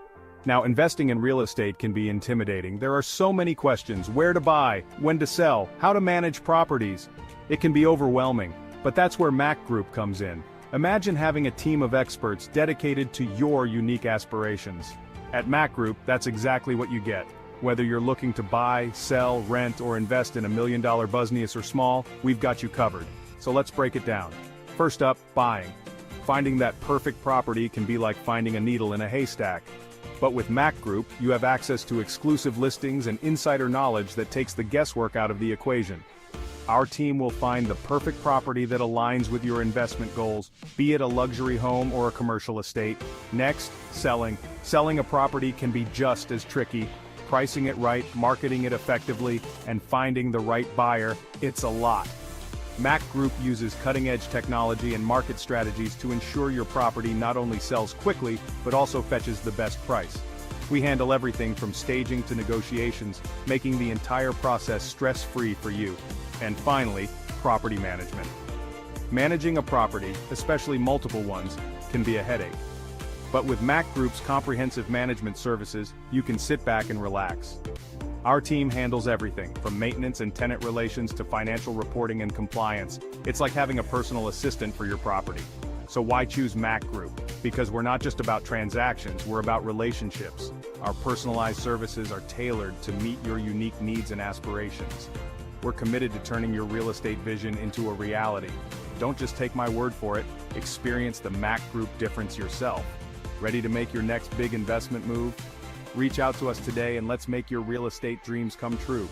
And hey, if you found this video helpful, don't forget to like and share. It helps us out a lot and lets others discover how MAQ Group can simplify their real estate journey too. Thanks for watching, and until next time, happy investing. Visit us on www.macgroup.com.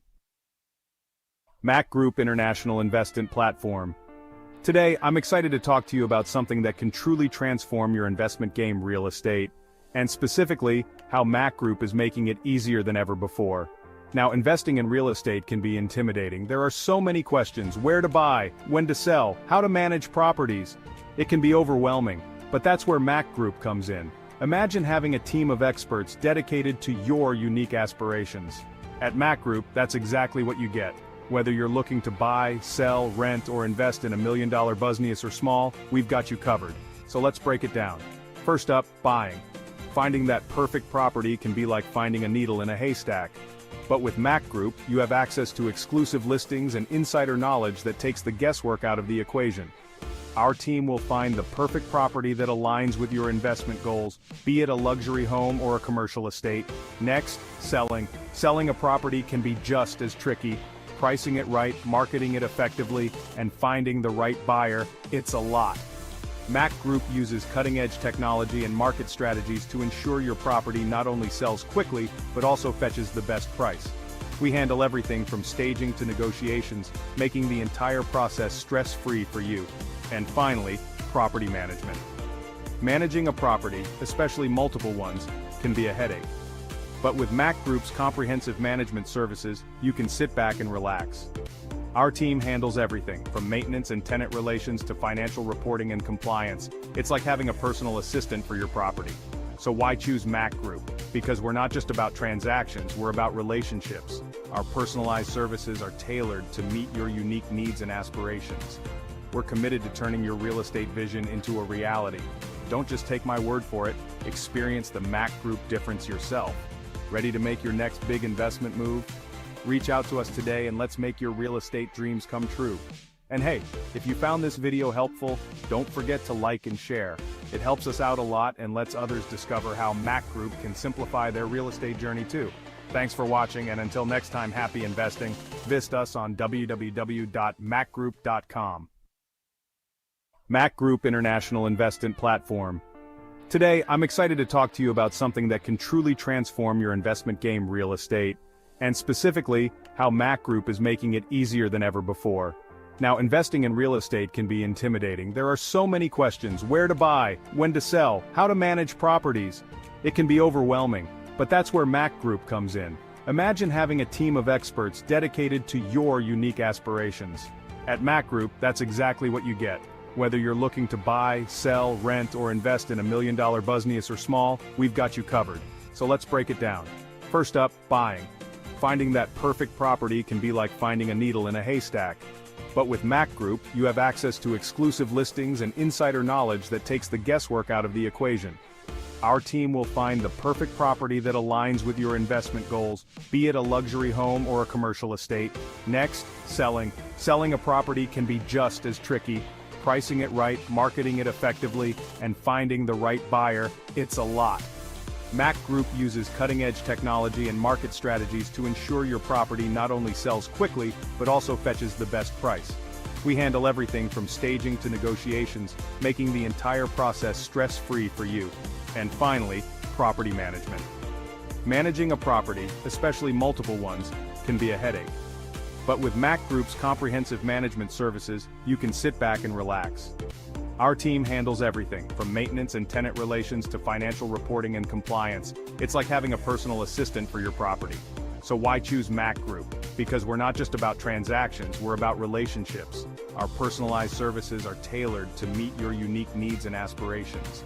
We're committed to turning your real estate vision into a reality. Don't just take my word for it, experience the MAQ Group difference yourself. Ready to make your next big investment move? Reach out to us today and let's make your real estate dreams come true. And hey, if you found this video helpful, don't forget to like and share. It helps us out a lot and lets others discover how MAQ Group can simplify their real estate journey too. Thanks for watching, and until next time, happy investing. Visit us on www.macgroup.com. MAQ Group International Investment Platform. Today, I'm excited to talk to you about something that can truly transform your investment game, real estate, and specifically, how MAQ Group is making it easier than ever before. Now, investing in real estate can be intimidating. There are so many questions: where to buy, when to sell, how to manage properties. It can be overwhelming, but that's where MAQ Group comes in. Imagine having a team of experts dedicated to your unique aspirations. At MAQ Group, that's exactly what you get. Whether you're looking to buy, sell, rent, or invest in $1 million business or small, we've got you covered. So let's break it down. First up, buying. Finding that perfect property can be like finding a needle in a haystack. But with MAQ Group, you have access to exclusive listings and insider knowledge that takes the guesswork out of the equation. Our team will find the perfect property that aligns with your investment goals, be it a luxury home or a commercial estate. Next, selling. Selling a property can be just as tricky. Pricing it right, marketing it effectively, and finding the right buyer, it's a lot. MAQ Group uses cutting-edge technology and market strategies to ensure your property not only sells quickly, but also fetches the best price. We handle everything from staging to negotiations, making the entire process stress-free for you. And finally, property management. Managing a property, especially multiple ones, can be a headache. Needs and aspirations. We're committed to turning your real estate vision into a reality. Don't just take my word for it, experience the MAQ Group difference yourself. Ready to make your next big investment move? Reach out to us today and let's make your real estate dreams come true. And hey, if you found this video helpful, don't forget to like and share. It helps us out a lot and lets others discover how MAQ Group can simplify their real estate journey too. Thanks for watching, and until next time, happy investing. Visit us on www.macgroup.com. MAQ Group International Investment Platform. Today, I'm excited to talk to you about something that can truly transform your investment game, real estate, and specifically, how MAQ Group is making it easier than ever before. Now, investing in real estate can be intimidating. There are so many questions: where to buy, when to sell, how to manage properties. It can be overwhelming, but that's where MAQ Group comes in. Imagine having a team of experts dedicated to your unique aspirations. At MAQ Group, that's exactly what you get. Whether you're looking to buy, sell, rent, or invest in $1 million business or small, we've got you covered. So let's break it down. First up, buying. Finding that perfect property can be like finding a needle in a haystack. But with MAQ Group, you have access to exclusive listings and insider knowledge that takes the guesswork out of the equation. Our team will find the perfect property that aligns with your investment goals, be it a luxury home or a commercial estate. Next, selling. Selling a property can be just as tricky. Pricing it right, marketing it effectively, and finding the right buyer, it's a lot. MAQ Group uses cutting-edge technology and market strategies to ensure your property not only sells quickly, but also fetches the best price. We handle everything from staging to negotiations, making the entire process stress-free for you. And finally, property management. Managing a property, especially multiple ones, can be a headache. But with MAQ Group's comprehensive management services, you can sit back and relax. Our team handles everything, from maintenance and tenant relations to financial reporting and compliance. It's like having a personal assistant for your property. So why choose MAQ Group? Because we're not just about transactions, we're about relationships. Our personalized services are tailored to meet your unique needs and aspirations. We're committed to turning your real estate vision into a reality. Don't just take my word for it, experience the MAQ Group difference yourself. Ready to make your next big investment move? Reach out to us today and let's make your real estate dreams come true. And hey, if you found this video helpful, don't forget to like and share. It helps us out a lot and lets others discover how MAQ Group can simplify their real estate journey too. Thanks for watching, and until next time, happy investing. Visit us on www.macgroup.com. MAQ Group International Investment Platform. Today, I'm excited to talk to you about something that can truly transform your investment game, real estate, and specifically, how MAQ Group is making it easier than ever before. Now, investing in real estate can be intimidating. There are so many questions: where to buy, when to sell, how to manage properties. It can be overwhelming, but that's where MAQ Group comes in. Imagine having a team of experts dedicated to your unique aspirations. At MAQ Group, that's exactly what you get. Whether you're looking to buy, sell, rent, or invest in $1 million business or small, we've got you covered. So let's break it down. First up, buying. Finding that perfect property can be like finding a needle in a haystack. But with MAQ Group, you have access to exclusive listings and insider knowledge that takes the guesswork out of the equation. Our team will find the perfect property that aligns with your investment goals, be it a luxury home or a commercial estate. Next, selling. Selling a property can be just as tricky. Pricing it right, marketing it effectively, and finding the right buyer, it's a lot. MAQ Group uses cutting-edge technology and market strategies to ensure your property not only sells quickly, but also fetches the best price. We handle everything from staging to negotiations, making the entire process stress-free for you. And finally, property management. Managing a property, especially multiple ones, can be a headache. But with MAQ Group's comprehensive management services, you can sit back and relax. Our team handles everything, from maintenance and tenant relations to financial reporting and compliance. It's like having a personal assistant for your property. So why choose MAQ Group? Because we're not just about transactions, we're about relationships. Our personalized services are tailored to meet your unique needs and aspirations. We're committed to turning your real estate vision into a reality. Don't just take my word for it, experience the MAQ Group difference yourself. Ready to make your next big investment move? Reach out to us today and let's make your real estate dreams come true. And hey, if you found this video helpful, don't forget to like and share. It helps us out a lot and lets others discover how MAQ Group can simplify their real estate journey too. Thanks for watching, and until next time, happy investing. Visit us on www.macgroup.com. MAQ Group International Investment Platform. Today, I'm excited to talk to you about something that can truly transform your investment game, real estate, and specifically, how MAQ Group is making it easier than ever before. Now, investing in real estate can be intimidating. There are so many questions: where to buy, when to sell, how to manage properties. It can be overwhelming, but that's where MAQ Group comes in. Imagine having a team of experts dedicated to your unique aspirations. At MAQ Group, that's exactly what you get. Whether you're looking to buy, sell, rent, or invest in $1 million business or small, we've got you covered. So let's break it down. First up, buying.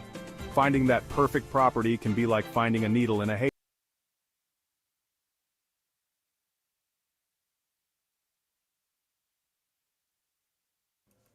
So, welcome back. 181 is the target. So essentially, they'll need 9 runs and over. 2 batters out in the middle. And they are ready. Hussein Bukhari seems to be one. And it looks like 189. Who is 189 or maybe 199? We'll confirm that. Could be Esatullah Keel. But it looks like Shuja Naqvi has been given the ball. So he will start. And the target is 181. So here we go. First ball, he starts with a ball outside the off-stump, called a wide. Welcome back, Ivor Henry. Yes, well, just like the opening inning starts with a wide. As if started the inning with a wide, so they're following that same manner. And after the break, we saw a good 180 on the board. So things are on the way here. Good looking shot from Bukhari. And straight away picks up a couple of runs. So 3 on the board. So 2 to him. He's off the mark. He's up and running. Trying to get to 181. 2 runs fewer than yesterday morning. And I'm going to give you a chance to call it early so that you don't have to really change your mind. I think the Vegas, the Feeling team, are going to get their first win today. I want to think so myself. They can't continue to lose all the time. Oh, that's a lovely drive. Through the offside. And Hussein Bukhari picks up a boundary. Lovely shot. Conventional shot. And there it goes into the offside. Sweet as ever. Getting it past extra cover and cover. And down to the boundary for the first boundary of this inning. Yeah, hanging on the off stump. A juicy half volley. And executed well by Hussein Bukhari. I talked about how good and all wrong this man is, Bukhari. And again, driven into the offside. Chad Bretsky is in the way. He's picking out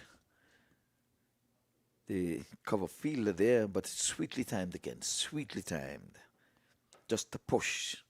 Yeah, when you feel in those positions, you either stop the ball, but because once it passes you, it's going to be a long chase. This is a quick outfield. And we have seen most time than not, fielders are not being able to catch the ball once it beats the inner field. Yeah, it's a real turtleback field. Turtleback, you know, ball goes downhill fast. It's lush green. Patches of brown here or there. We're into the fall season here, Lenny, and with Florida sun, you have to keep it sprinkling. Oh, pulled, and pulled well. Gone over square leg, gone for 6. First maximum of the inning, and a real pickup shot. Looks really sweet on that one. So it's always difficult when a batter can score on both sides of the inning. Let's have a look. There it is, coming into the batsman. He swiveled, got all of it. A good-looking shot. Boundary 4 in the offside, and now on to the onside. 2 men allowed outside of the circle. Of course, one is on the offside, one is on the leg side. Point, deep point, and a deep square leg. But none was in business because this one was carted over the ropes. Lovely shot. So we've seen the opening over from Shuja Nakvi, gone for 13. Not a good start from him. We know he's a better bowler than that. Seemed to have an off over. But Hussein Bukhari, he's been good. A lovely drive not too long ago into the offside. And now a huge pickup shot that took it all out of the park. So here is Nakvi, final ball. And the DC Eagle, they're off to a good start. You still got your money on the high rollers? I think they're due to win the game. A lovely shot again off the pads, just for the one though. A square leg, deep square leg comes into action for the first time in this inning. Yeah, the first over comes to a close. A very good one here for Eagles. They're batting a 14 for no loss. Yeah, starting wanting to get just above 9 and over. They've done some better. So good for the start for the DC Eagles. They've got to fly high if they want to get amongst the 4 points, the 4-pointers. They're going to put pressure. A win here for them would put a lot of pressure on the New Yorkers in their next match. But if the High Rollers can get this one, I think it'll make it much, much easier for New York to really stay ahead of the game.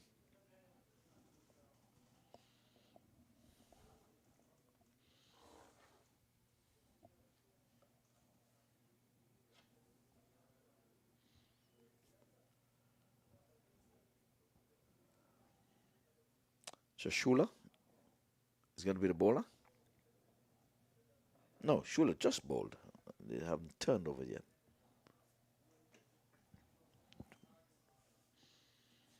So 14 for no loss. New bowler. The ball worked into the onside. Easy single here for Bukhari. He continues to bat well. Danraj Shetty is the bowler. He comes in here.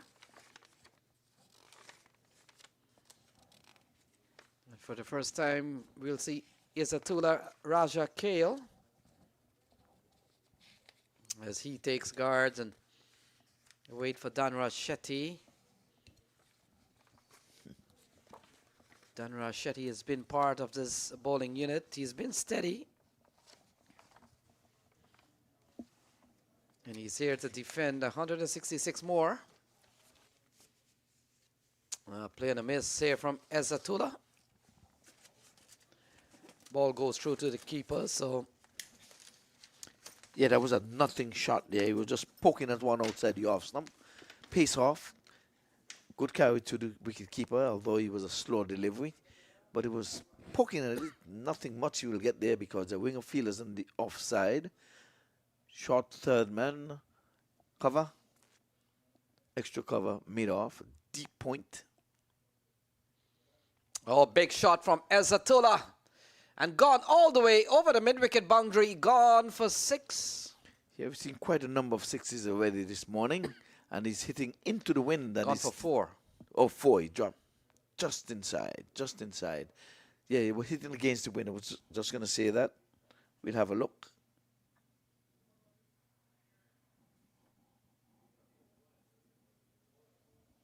Yeah, I'm wondering if it struck the rope, but signal 4 by the umpire. 19 for no loss. Oh, cut away. That's a lovely looking shot from Ezatullah. Only picks up 1. And a lot of time, Ivor Henry, when we talked about local umpiring, a lot of time you depend on the fielder to assist you whether the ball has carried for 6 or 4. Yes, that's because we put the boundary markers with cones, so there's always a gap in between. Today it's a little easier. We have boundary ropes, and then we have the MAQ boundary boards. Yeah, that's a good looking shot. Beats the infield, and we talked about once the ball beats the infield, it's 4 runs. Yes, because this boundary rider is on the point boundary. This time he got it past cover, who rolled to his left and tried to prevent the stop, but to no avail. It was 4 going downhill with the wind as well. So 10 off this over so far. We're beginning to see a rapid start here for the DC Eagles. A win for DC Eagles will push them from the 5th position all the way to number 3. Would you believe that? Yes. 2 points will put them under Chicago Catchers. Oh, what a magnificent catch! Danraj Shetty has pulled out a magnificent catch, probably one of the best we've seen in the tournament. He sticks the right hand out, and a magnificent catch from Danraj Shetty. Well, Allstate has to be in business. Accidents do happen. That one had to stick. He just made an effort, put his hand in his follow-through. Ball pretty much had almost gone past him, stuck his right hand out. Ball stuck in there. Wicket number 1 goes. I'm sure we'll have a look. Here it comes. He was falling away. Last moment, I'm going to take this one. He even surprised himself. He laid there on his back and said, what in the world just happened? Well, I'm telling you, I think the fielding team is going to be... They drew a win. They love average saying that they should get a win, and I just have that feeling. It's a big score. They lost with 183 yesterday. I don't think that they're going to try to go down. They're not going to try. I don't think they will go down with 180. That's a good score. They should be able to defend that. So Taimur Akbar Khan, saw him get among the runs yesterday. He walks to the middle. Seen a magnificent catch. We'll take another look at that catch, but Taimur Khan has come to the middle. And that one certainly going to make the highlight. Let's have a look. See, he's falling away. And all of a sudden, whoa, there's a catch. He surprised himself. He laid on his back and said, what in the world just happened? Did I do that? Yes, you did. Look at his lovely shot, holding the pose as well. This umpire, Delroy Festus Lynn, he was just on a private phone call. Raises those hands above his head. 6 more. Look at this. He's going to hold a pose. He says, I'm going to get all of this. Beautiful, beautiful stroke. Over the head of the bowler. No one can feel just behind the bowler's arm. So he picked his spot and he did so magnificently. So Shuja Naqvi has been quite expensive so far.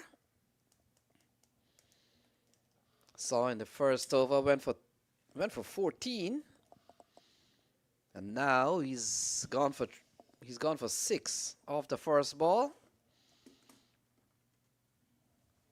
So given the new ball here, he's been quite steady for the Vegas High Rollers, but he's gone for quite a few today. Ball chopped into the ground, goes to the man who took a magnificent catch a few minutes ago, Dhanraj Shetty. Yep, Bolin call. Need no assistance from any other fielder. He said, I'm going to do it all by myself. Doesn't he need the umpire? Because oftentimes when a batter bats a ball anywhere in front of him, he walks.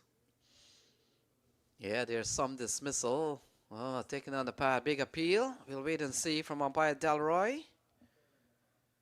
No call. Just checking with his partner to make sure how many balls remaining in the over. But coming back to dismissals, where bowlers don't need no assistant. Well, we've got bowl down, that's one. We've got leg before, cotton bowled, so that's 3.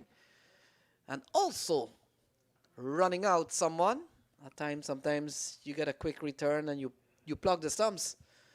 So there's no assistance there. Ivor Henry, is there any more? So we got 4 dismissals in which a bowler needs no assistance. What about Mankading?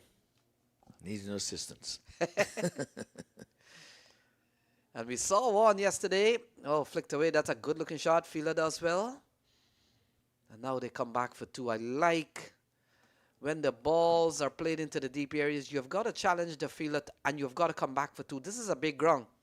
Yeah, and from the deep, that going against the breeze. See, the breeze is going this way, so the ball's not going to get in there as fast as it's coming from east to west. It's a strong breeze, and I'm sure you'll see on the flags shortly. The cameraman, production crew would show you the strong breeze that is blowing across this ground.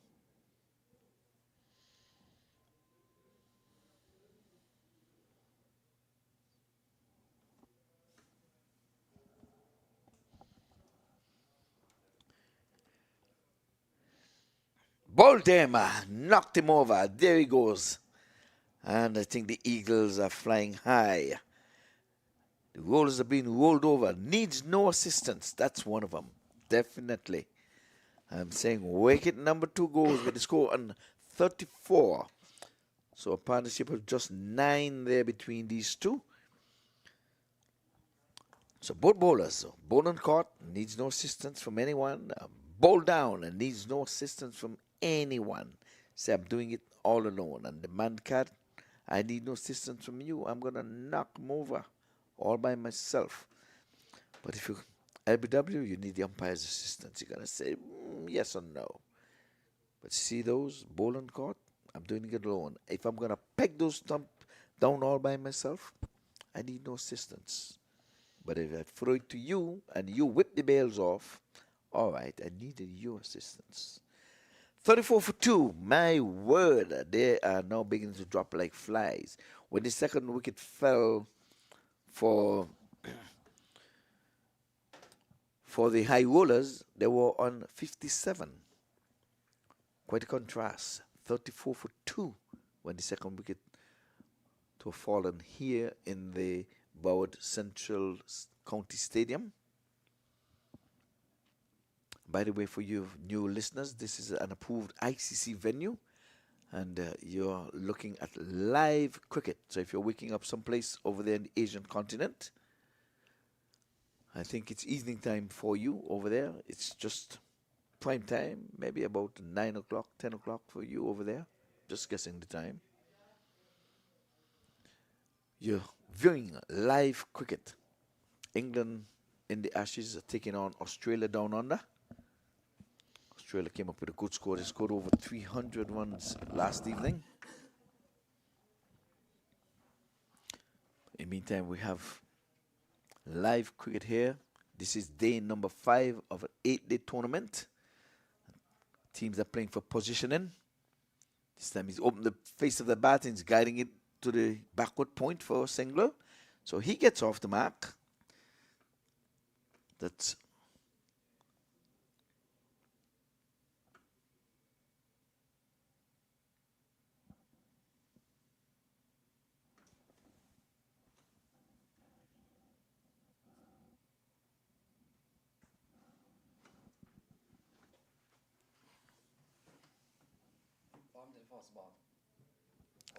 Single.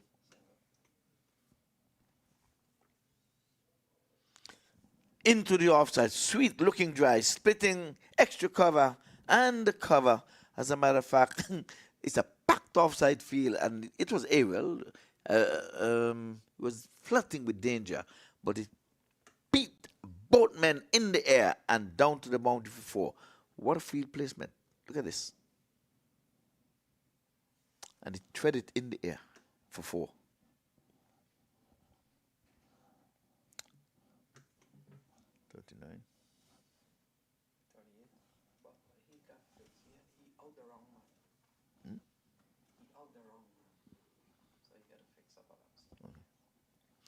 So 38 it is.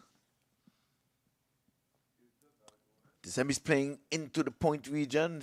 Wisely sent back there by the non-striker. They were flirting with danger. We have seen quite a bit of run-outs here. But I think Asatula is still batting, isn't it? Asatula is still batting.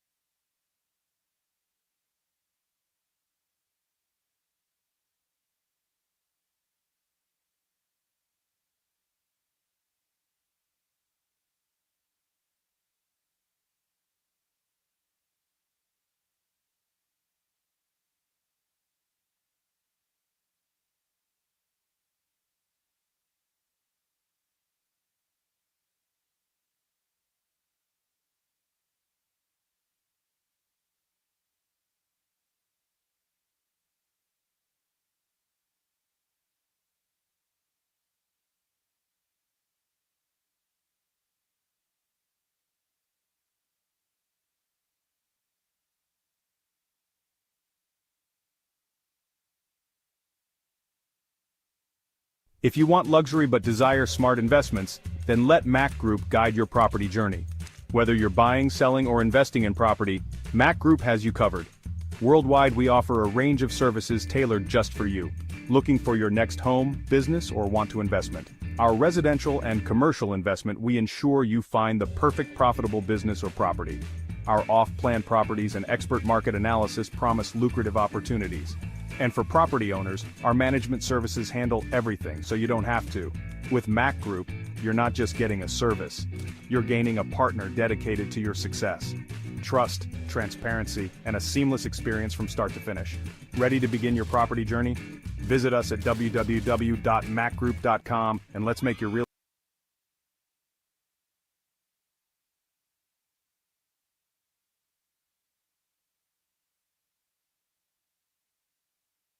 Wait.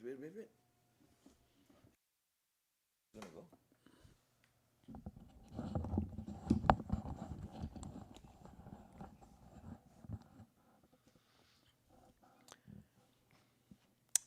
Eight days of cricket here at the Broward County Stadium. Started on Friday. It's going to end this Saturday. So a couple of boundaries. New bowler comes in, Hambir.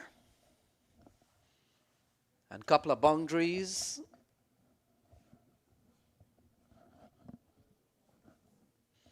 Couple of boundaries. We'll wait and see.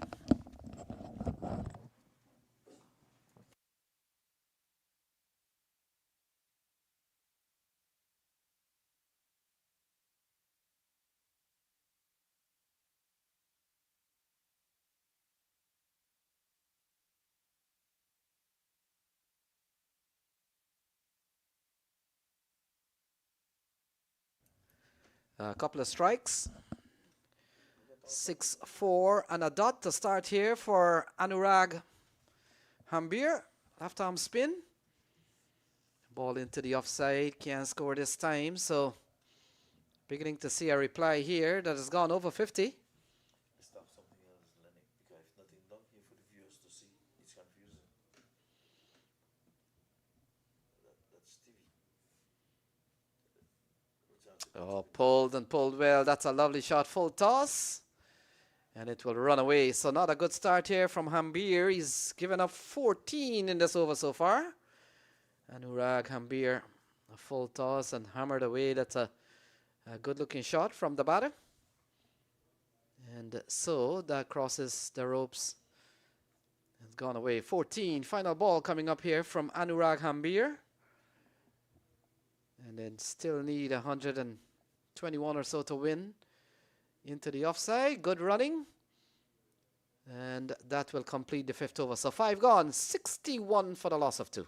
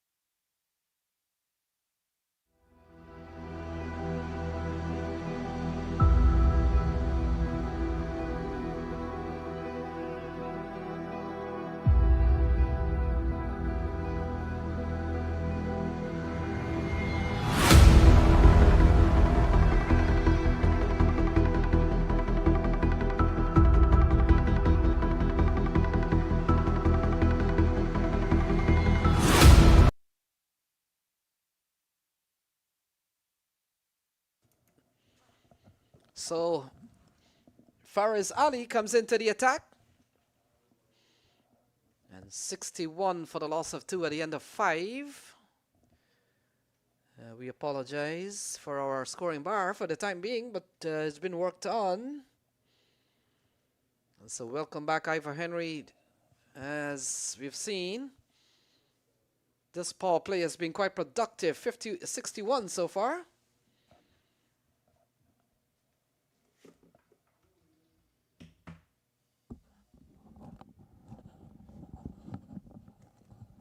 And here is Faraz Ali. Oh, ball cut away. Passes the infield.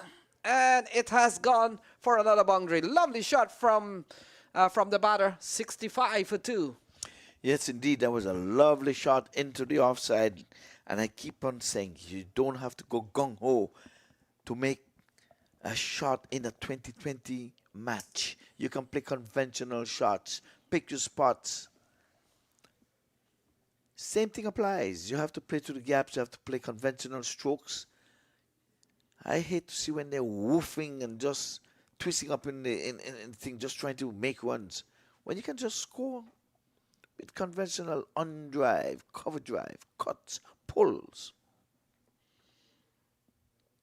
So playing a miss. We saw Fariz Ali towards the latter stage. Got a few runs, got 28 from just 15 balls, 3 sixes for him. And now he's been given the ball. And by the way, the top scorer was Sohail Khan, who got 46. We saw 39 from Rahman Zazai. And now we need Mas Koram to come in and bat when Faraz is bowling. Remember, they had a little bit of Yes. a banter. Oh, into the onside. And this time can't score, traveling too quickly. Yeah, one bounce. Fielder was thinking catch or save 4. In the end, he saved 4. Ball was coming at him with pace, one bounce. Sometimes you have to play with soft hands, like you said in a match. Rolled it just for 2. There's open spaces for the singles. Don't have to always go bang, bang. So it comes down the track, doesn't go too well. Ball goes to the keeper. Now they're looking for runs. Over 2 overs, but here it is. 2 swing and a miss in that over. He played a lovely conventional shot. And in that over, swinging widely. Now the non-striker is telling him, I'm sure he's telling him, you don't have to swing so widely. You don't have to go hard at everything. It's early days yet. Just play conventional strokes. You have them. Try to play on both sides of the wicket. It's only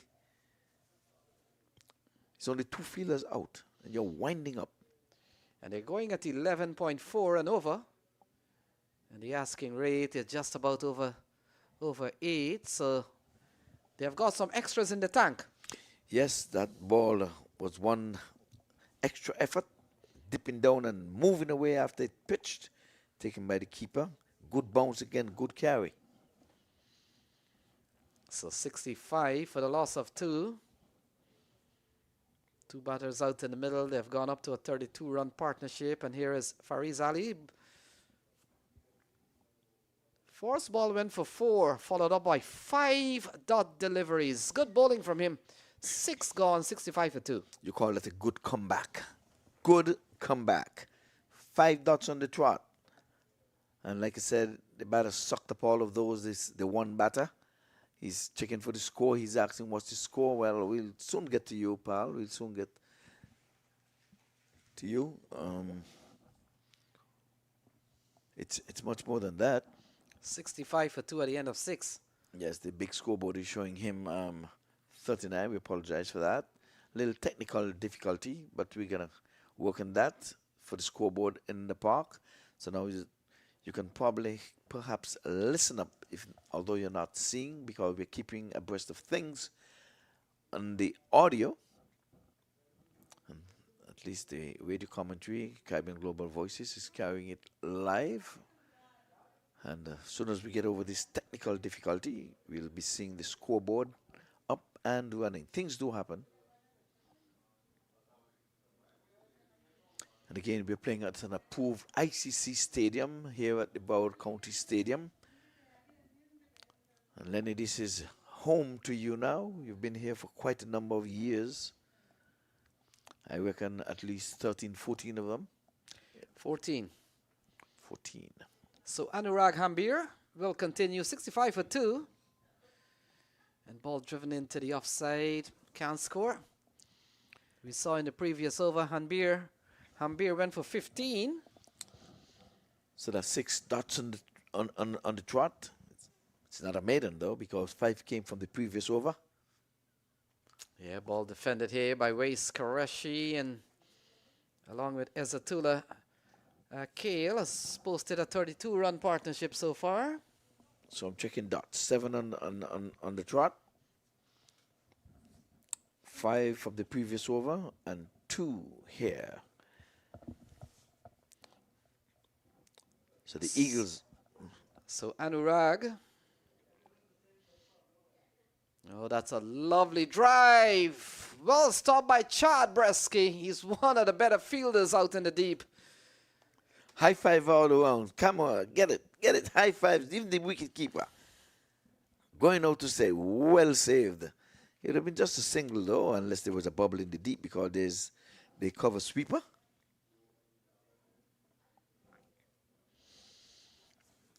So Ezatula on 38. He has really batted well. 66 for the loss of 2. And look at that. Pulled into the onside, into the hands of the fielder. Takes an excellent catch. And Ezatula Kale has gone 66 for 3. Yep, he went sweeping, doing some house cleaning. That's what pressure does to you. They had 7 dot balls on the trot. Then they had to hustle for a single. And all of a sudden, he went sweeping straight into the hands of deep backward square leg. Gone with the wind. Again, he was playing. That ball went down there because the wind took it down to him. Of course, the fielder had to take a few steps in. And wicket number 3 goes. First one fell when the score was on 25. Second on 34. And now 66 for the loss of 3 wickets. Remember, they're trying to get to 181. That's the target score. And I just have a feeling there's going to be an upset in this match. I called it early. I said the DC Eagles are going to be favored to win. They would have lost a match yesterday, having scored 183. And all this was on the back of Anderson's great inning. And Anderson, if you're listening, take a bow. You're going to take an effort such as what Anderson would have done to really take care of this 181 that is there for the victory. So Newman comes to the middle. They're batting a 3 down for 66 on the board.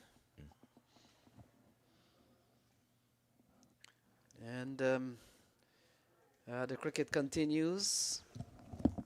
Well, pressure. Here comes the slip now. The skipper has employed a slip. The new man is in. I like that. I like to see that. You're looking for wickets outside the off stump, back along the track. Bowler fields to his own bowling. Umpire Delroy Festus-Ling alongside Charlie. Those are the officiating umpires today. Umpire Moshed is the 3rd umpire. And he comes forward again and can't score. So 2 dots to him. And at the end of the 7th over, it is 66 for the loss of 2 wickets.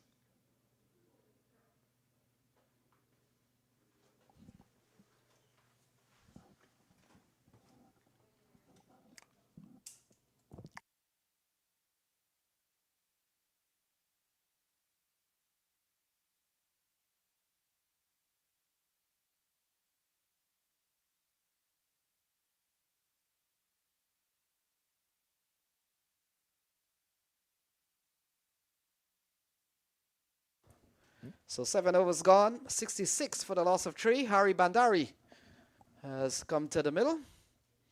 And he joins Waste Qureshi. Faraz Ali will continue. And at the end of the power play, they're batting a 65 for the loss of 2.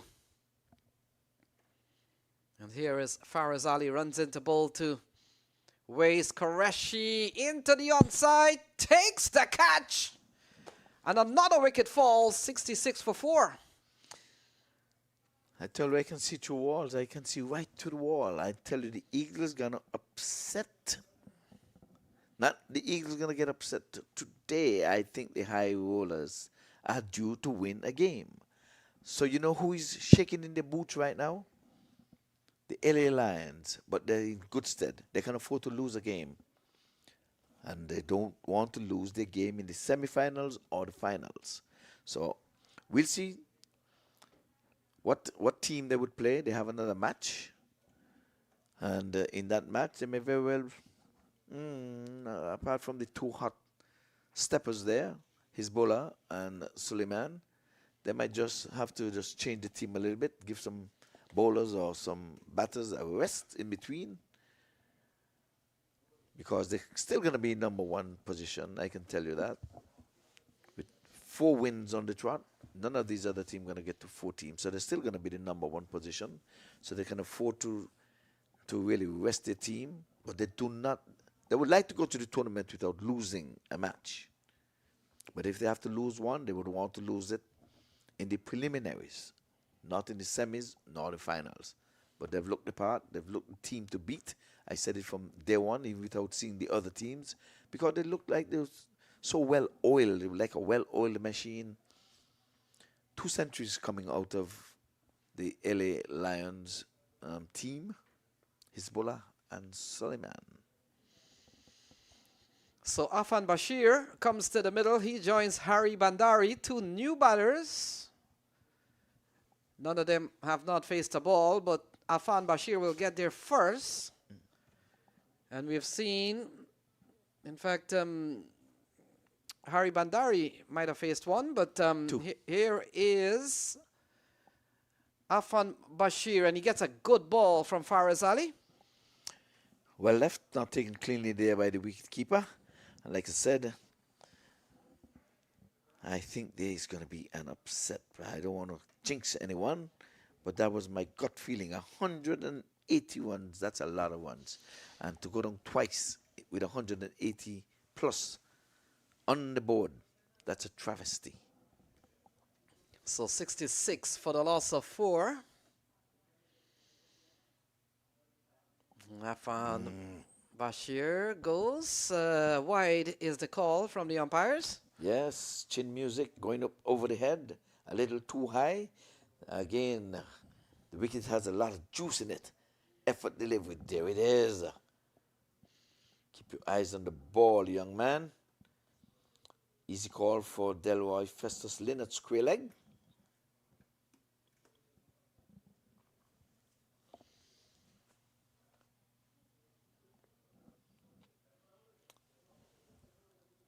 So guess gonna bowl short pitch, nothing up, because he takes in the long on, brings him up to mid on.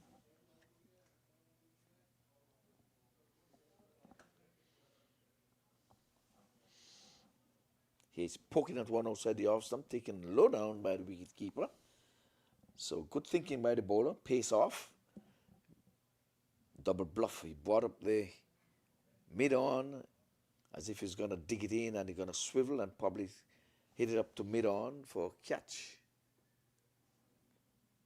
No such thing, the double bluff. Slip is still employed, I like that. You're looking for wickets, and here it is, the cover sweeper comes in. Here it is, Iqbal leading and saying the captain is not just to spin the coin toss. Yeah, Faraz Ali, good all around the ball turned into the onside. Afan Bashir will get off the mark first between the 2 batters out in the middle. And so he is on his way, 68 on the board. Yeah, they're on the attack looking for wickets, and I can say Iqbal is on the ball, he's on the charge. He's saying, hit me if you can. He can afford to have 5 fielders outside of the circle, but he'll have none of that. You don't have to always just put them out. You can just make them push you back with a ball or 2. Show them that I'm in charge here.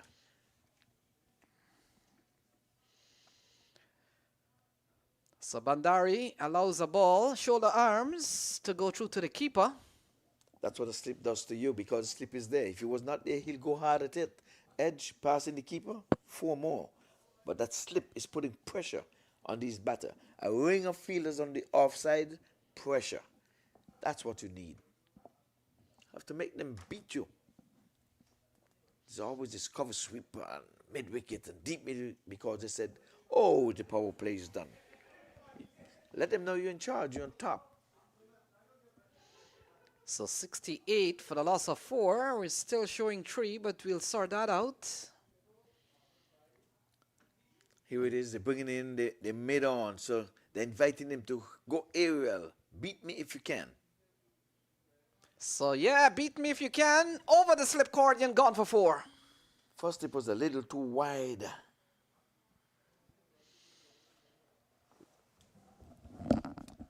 Went hard at that one. Got 4, rewarded 4, but good tactics there by the skipper, Iqbal. Faisal, he feels like he's making some inroads. 4 wickets has gone already. And it's 72 now for the loss of some 4 wickets.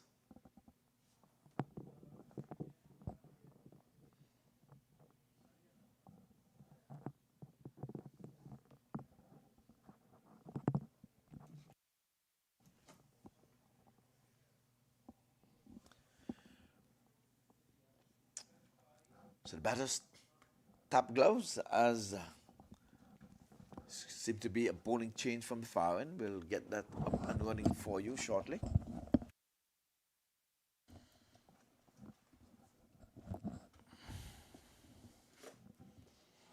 So 72 for 4 as it looks like Hambir will continue. And they need 109 from 72 balls. Let's go. The ball turned into the onside. Good looking shot here from Afan Bashir. And he hands the strike over to Hari Bandari. Yeah, he just rolled the wrist over, get it away from the short fine leg up in the circle to his left. Easy single. But this deep backward square leg was in pursuit just in case he would have eluded the short fine leg. High rollers looking for the first win. Being marshalled here by Faisal Iqbal. Now they take note of the slip. Oh, this is going to be touch and go. Oh, a better throw would have been interesting. But that's what you get from a left armer. He had to run to his right, so he had to walk the ball into his left hand. That's split second enabled those batters to get a couple strides in. Sometimes you have to look at those things. You're leaving that single up to the bowler, but he's bowling left arm, so he can't, unless he's ambidextrous, he's going to throw with his right. Bowls left. Good running in from the deep. Oh, my word. A throw that almost take out the striker. He bounced it into the pitch, and it came on him a little quicker than normal. Faisal like a traffic officer down there, sending in signals and placing his men, trying to get him in the right position, looking for his first win. This one is tugging it into the hands of the wide long on. Wicket number 5 goes. A happy man is Iqbal, setting his feet right, making sure that they're in the right position. That one went straight into the hands of the wide long on. He did have to move an inch. Lenny. Yeah, straight down the throat of long on. Another wicket falls. Hari Bandari is gone. It's 75 for 5. Take a look at that. Trying to clear. This is a big ground. This is an international approved facility. And look at that, inches away from the long on area. Another wicket falls. 75 for 5. Yes, and these matches, or this tournament, I may add, is all sanctioned by the ICC. So we have a lot of players who would have played at the highest level, comfortable. Knowing, who knows, they might very well get a recall. Look at Iqbal batting beautifully. Maybe Pakistan can do well with an old stager. But he has long past that now. I think he's into coaching. And from time to time, you can hear his voice here in the com box. He's all over. I don't think we're going to hear him today, though. He's going to need a well-needed rest. But I'm going to put the human factor into it now. We will hear him once he wins this match, even briefly. So, Side Rafai has come to the middle.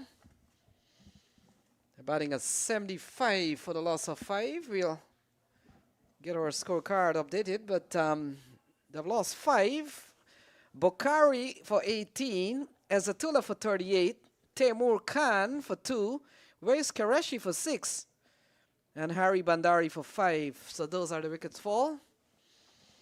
Anurag Hambir will continue. And we'll come into bowl to the new man, left-hander in Side Rafai Safdar. And we come down to the first game of the triple header. And later on, folks, if you're a fan of the Lions, if you're a fan of the Dallas Smashers, well, they play next. And then tonight, day and night, encounter the New York Yorkers return to the scene of the crime. And they'll take on the High Rollers. High Rollers, we talked about so many times. They've got a double schedule. Two of the triple header games involves the Vegas High Rollers. Yes, so they're going to have to leave something in the tank for later because they're going to be having 2 games for the first time. A team going to be playing 2 games on the same day. So they're starting that. I don't know if any other team would play 2 games in the same day. Maybe not. But just how the cookie crumbles is the loud appeal and the given. So Afan Bashir doesn't last long, and another wicket falls. So now we probably can safely say that the High Rollers are rolling along here. Another wicket falls, 76 for 6. Well, what did I call? Did I stutter when I said that the Eagles are going to fly high and they're going to win this one? Did I stutter? I don't think so. It's not over yet by the stretch of the imagination. We saw what Anderson did yesterday. So 85 not out. That was in a winning cause. So we just kind of give it up and say it's done and dusted. Anderson target score of 84, and the New Yorkers depended heavily on him. He got to 85 not out. I'm sure he's saying there should have been a few more runs that I can score 15 runs to get my century. So Faraz Ali will continue, will come into bowl to side Rafai Safdar. Mohammed Kamal has come to the middle. And we're batting a 76 for the loss of 6. Things are happening fast and furious here. Yeah, that batter, I don't know why he stood there. He left from his guard and walked straight in the stump. Ball hit him in the stump, would have missed the middle, would have missed the off stump and the leg stump and knock out the middle stump, and he stood there. Not showing that he got a touch on it or anything, as if to say that ball wouldn't have knocked the stumps over. From our vantage point, that ball was headed straight into the stumps. So Rafai on strike gets a good delivery going down the leg side, and it's called a wide. Can't be a good ball. If you're considered a wide, it has to be rebowled. Yes, and score advances by 1. So that's cardinal sin. So 77 for the loss of 6. We've seen 9 overs so far. And that equation is 104 to win from the remaining 66 deliveries. Could be done. Will it be done? Not too sure. Yeah, driven into the offside, a diving fielding stop, but can't prevent a single, and hands a strike over to Mohammed Kamal. We talked about Kamal yesterday, was quite a busy man in the field. I hope he can be busy with the bat today. And they badly need, you talked about Anderson. We need an Anderson-like knock here this afternoon. Yes, well, this evening at 5 o'clock our time, we'll see New Zealand and West Indies. Oh, over, well, I was going to say over the keeper's head, but in the gloves of the keeper. And another wicket falls. Kamal goes for a golden duck. It's 78 for the loss of 7.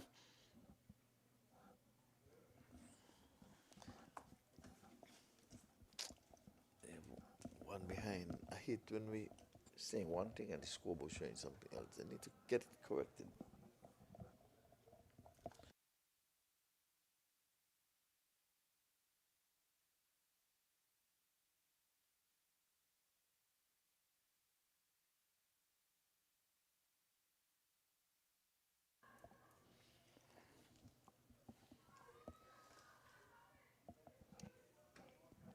So they're dropping like flies, 180 for 6. That was the score when the Vegas High Risers would have ended their innings, lost just the 6 wickets.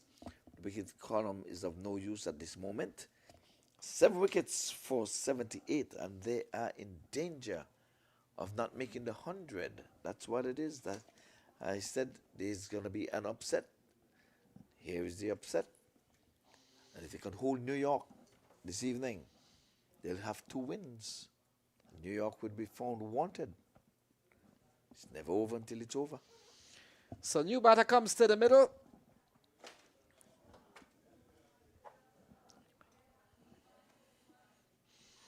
.78 for the loss of 7. Faraz Ali has picked up 2 for 12 so far.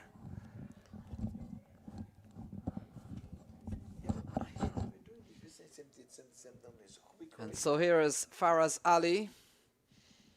Ball into the offside, can't score. The new batter. Could we get them to correct that somewhere? Because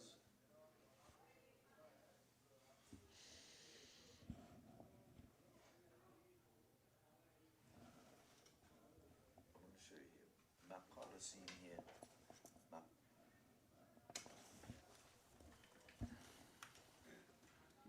Map wrote me and said we're saying one thing, something else on the board, and he was right.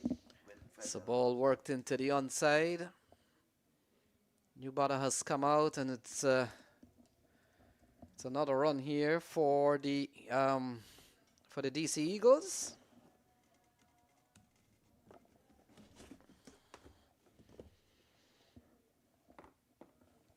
.79 on the board.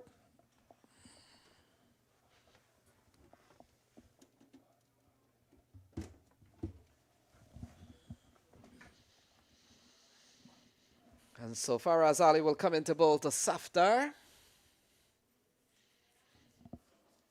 And ball pulled away, lovely shot. We'll only get a single that pushes the score up to 80 now. And Faraz Ali with 2 for 14 so far.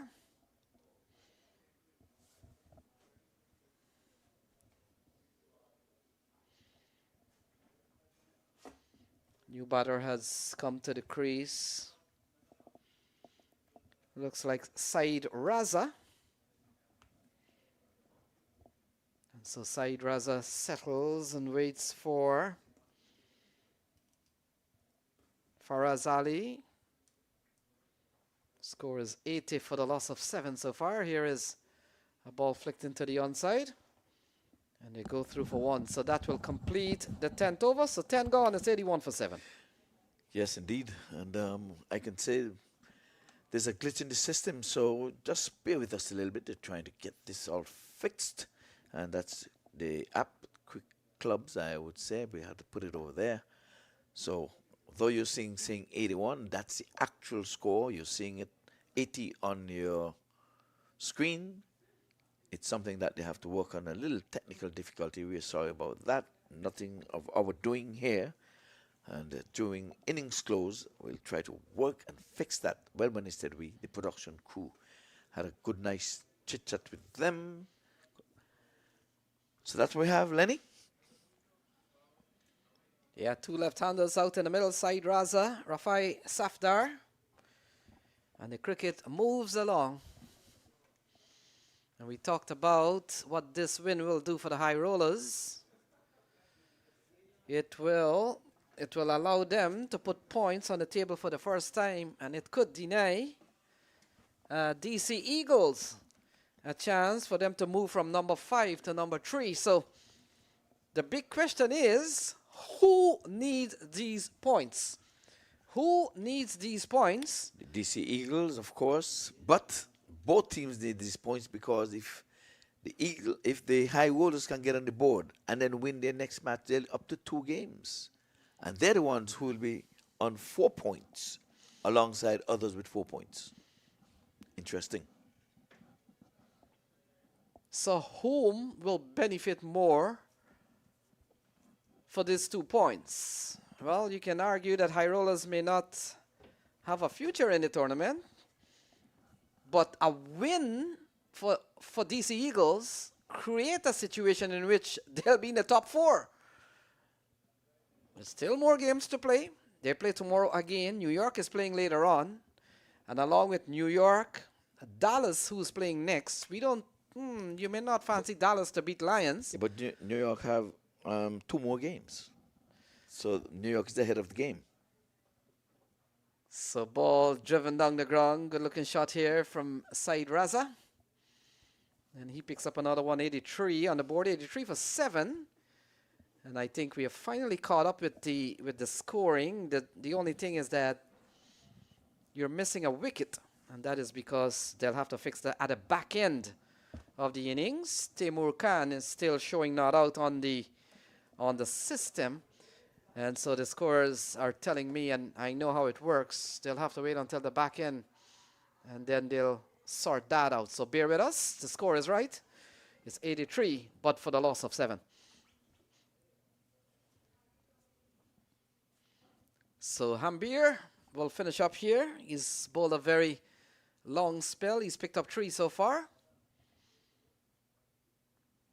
And ball driven into the offside from Safdar. He picks up another run and takes the score up to 84 for the loss of 7. We've got 96 to win from 55. Yeah, that ball left the area in the air. The bowler thought he would have been in business, but it was always away from him to his right.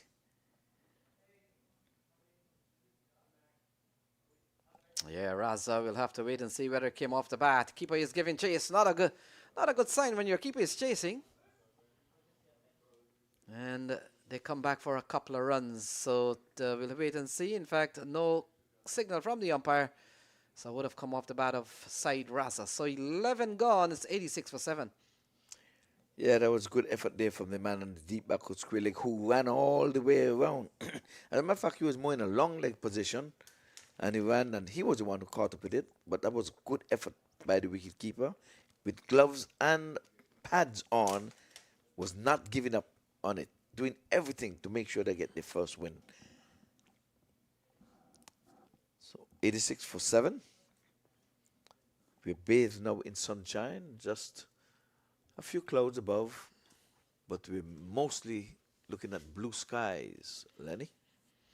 Yeah, the weather has been good this year. And I can't say thankfully, but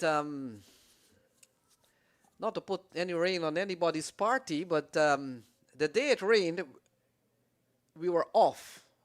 Well, the beach stuff was happening, but I don't want to put the rain on the beach because an event is an event. But interpret that how you feel, but the fact is, the day it rained, we were not playing. It was a rest day. Well, we were not playing cricket here in the park, but we were playing cricket on the beach. Well, beach, I tell you what, beach is supposed to have some water involved. Well, no, it was on the sand. It was on the sand. Yes. Pristine sandy beaches. But the rain made sure that, hey, I'm going to be spoilers. Lots of food, lots of drinks and everything. It was a good outing. So Fazal Rahman comes into the attack. And ball defended into the onside, can't score. Rafi Safdar. That's 86 for the loss of 7. And high rollers, it looks like they'll take away a couple of points. And they may deny Eagles a chance for them to move from 5 to 3. Might push them down a little further. Yeah, that's how the game goes. I think Mohamed Asif should have had a good talk with Faisal Iqbal and said, listen, you getting 2 points may not take you anywhere in the tournament. I do have a future. Give me that points. Yeah, but you don't know what's happening here. That's match fixing. 2 skippers get together and doing that, we're going to pull them up on the red carpet. So 87 for 7 as Fazal Rahman Zazai given the ball here. You can say what you want. Faisal wants a win. He said, I don't want to be a losing captain throughout the tournament. I want at least a win.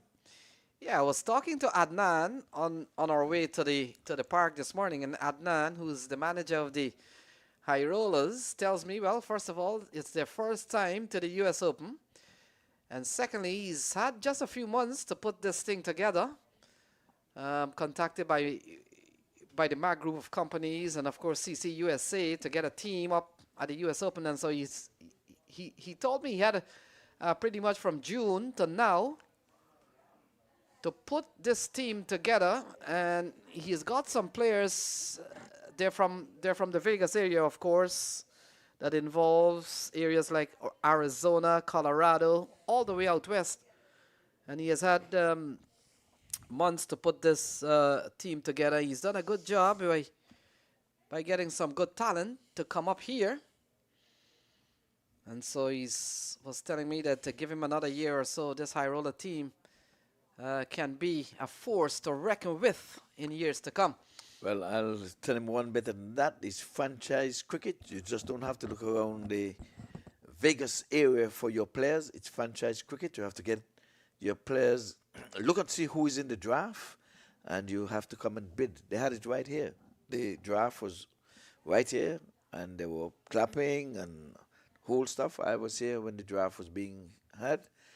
So you tell your man of business that he has got to get with you, who know some of the cricketers, and you can loan him a good bowler or a good batter. You know what I mean? You might. Yes, because if you don't know the players, you're just seeing names. Once you're in the draft, you're gonna pick, and you might end up not getting full value. You need a balanced team, and get out of your area sometimes. So bowling change, and we come down to what, 91 to win from 48. And it looks like Sharifullah Ahmadzai has been given the ball. And so now he comes in here with the high rollers on course. They've got another game tonight. But for now, they've gained some ascendancy in this game. And it looks like it'll be 2 points for the high rollers. Like I said, cricket is a funny old game. All you have to think first-class cricket.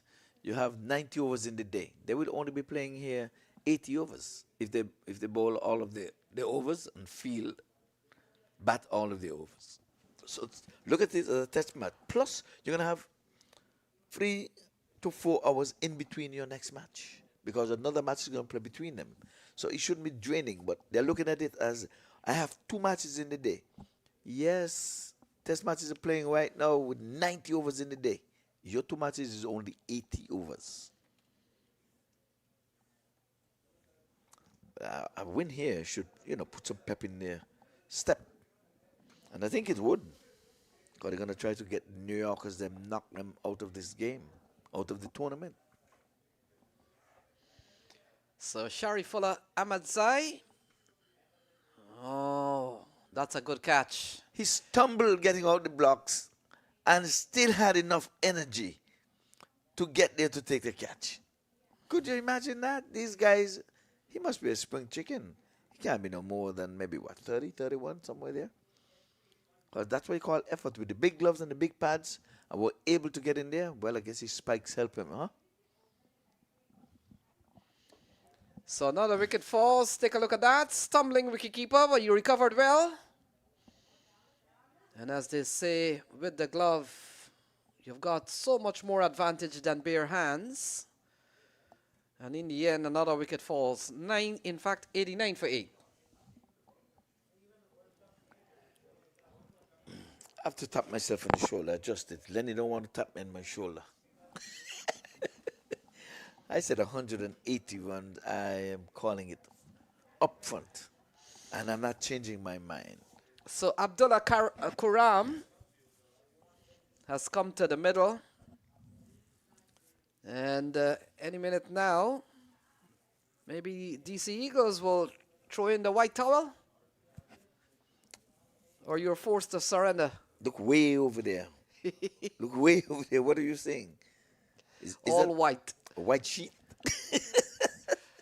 Surrender. They've put up the flag now. They have surrendered. And even with the super sub. Batter. I always wondered, if you want to surrender but you don't have a white towel, white flag, what do you do? Lie down and play dead. There's nothing to shoot at.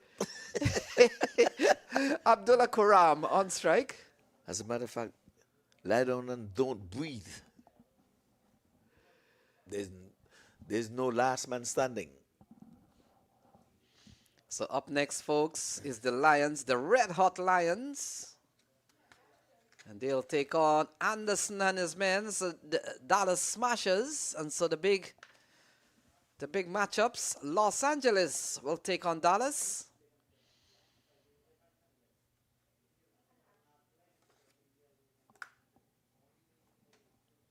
89 for the loss of 8. And ball into the offside. Can't score. Abdullah Quram remains on 0. And we talked about some similar names in the tournament. Not too sure if Abdullah is related to Maz. Their last name is the same. We saw a couple of Rohans in the side, Rohan White, Rohan Ebanks. And also we're seeing 2 Qurams in this lineup. So 13 gone, 90 for 8.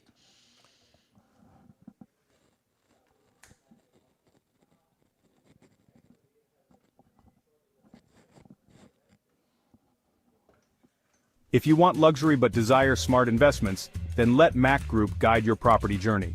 Whether you're buying, selling, or investing in property, MAQ Group has you covered. Worldwide, we offer a range of services tailored just for you. Looking for your next home, business, or want to investment? Our residential and commercial investment, we ensure you find the perfect profitable business or property. Our off-plan properties and expert market analysis promise lucrative opportunities.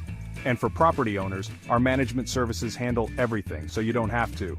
With MAQ Group, you're not just getting a service, you're gaining a partner dedicated to your success.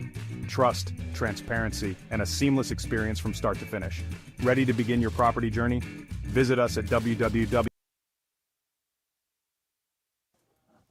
So Fazal Rahman will continue 89 for 8. And Raza is driving well. Will he find the gap? Fielder comes around. Not in time. And it looks like he's gone away for 4. So 4 runs off the bat of Saeed Raza. Lovely shot. Beautiful shot. It was all class. Fielder gave chase, but couldn't get the big size 16 boot down. Yeah, last night was 14. Now it's 16. I wonder by tonight we'll be going up to 18. Yeah, these guys' feet are going. But right now, I think the A is going to be going with a win. Yeah, they're going to have some big ears. Yeah, they're going to be like, wow.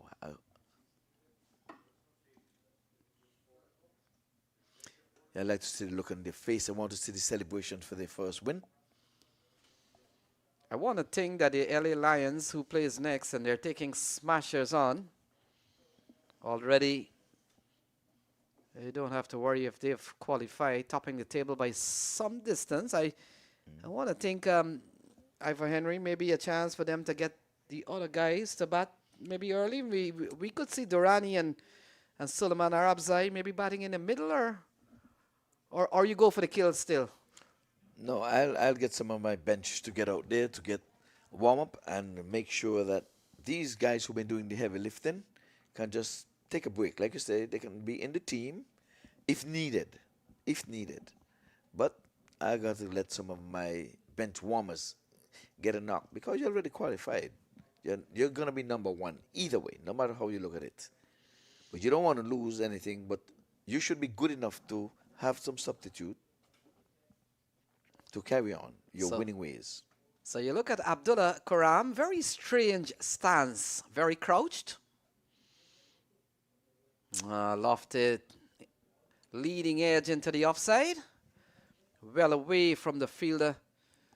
And he picks up his first run. 95 for 8. Lucky to get away from a golden duck there. We have seen one earlier in this inning. He was trying to go into the onside, getting a leading edge, like you said, but the ball fell in no man's land.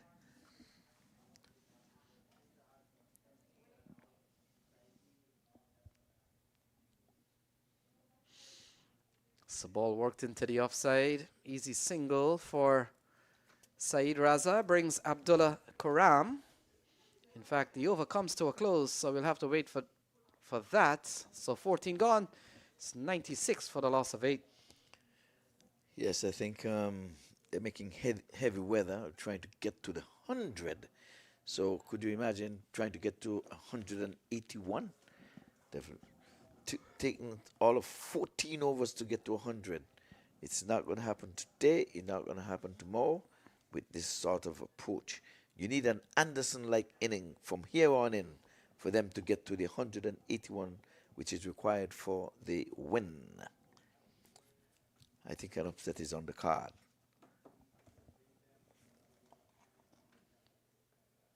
can see the skipper, a busy man, full of energy, full of life, because he can smell victory.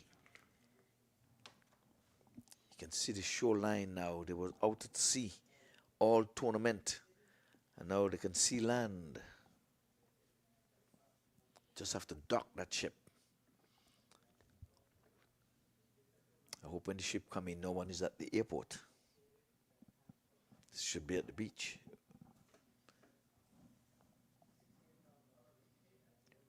Let's get on with it. Let's get on with it. It's after 1 o'clock in the afternoon. Game's taking a while to finish. So Sharifullah Ahmadzai continues, starts with a good dot ball. And now the run rate has gone up to 14 runs and over, 14.4 to be exact. Yeah, where there's a spot of bother, it's in the wicket column. They've lost some 8 wickets. From here, if this score was 96 for 2 or 3, I would have been betting on the batting team. But they don't have enough money to gamble around the table. Can't take too many chances. And we talked about this, the fixture for the Vegas High Roller. Might have been a little bit harsh on them. They ran into 2 of the top teams. Early. Yeah, early. Round 1, they got Lions, and round 2, they got the Chicago Catchers. They're only a little bit of relief, but still, they lost to the Dallas Smashers, but they've got 2 top teams in round 1 and round 2. And hence, they're in the cellar, as you made mention. Silly cover comes in. Yes, Not pressure. not too often you see that in T20 cricket. I love this kind of cricket. I have to give the captain credit, man. Have to give him credit. Knockdown, look at the fielder, full of energy. Field well placed again. High five going up all around. Pressure, pressure, pressure. Yeah, the skipper himself putting himself in the line of fire, coming up into silly mid-off. Yeah, sometimes forcing the batsman to play another shot. Yeah, of course, put that man in your eye line. I like that. I like that kind of cricket. You put him there. You didn't really go there for a catch, but have him in your eye line. Make him think something. It's no easy single here. I'm just here. I'm mindful that he might hit it to me, but at the same time, here's pressure. Again, attacking with a slip and a silly mid-off. So 99 on the board. They're on the verge of getting to triple figure mark, but that will have to wait. It's 99 at the end of 15, 99 for 8. Pressure, pressure, pressure. I love the captaincy. I love the leadership. That's what I'm talking about. Even in 2020 cricket, you can help your bowlers with field placing. Many times they just lay back these guys on the boundary, the 5 of them, and say, lay back there and I'll give you some singles up in here. Bow in cricket. Attack in the field too. Slips. Put a man in your eye line like you're doing there. That's what I like in cricket. Show me that I want to look at cricket instead of going to the bar, drinking a beer and like, oh, come on, it's 181. They're not going to make it.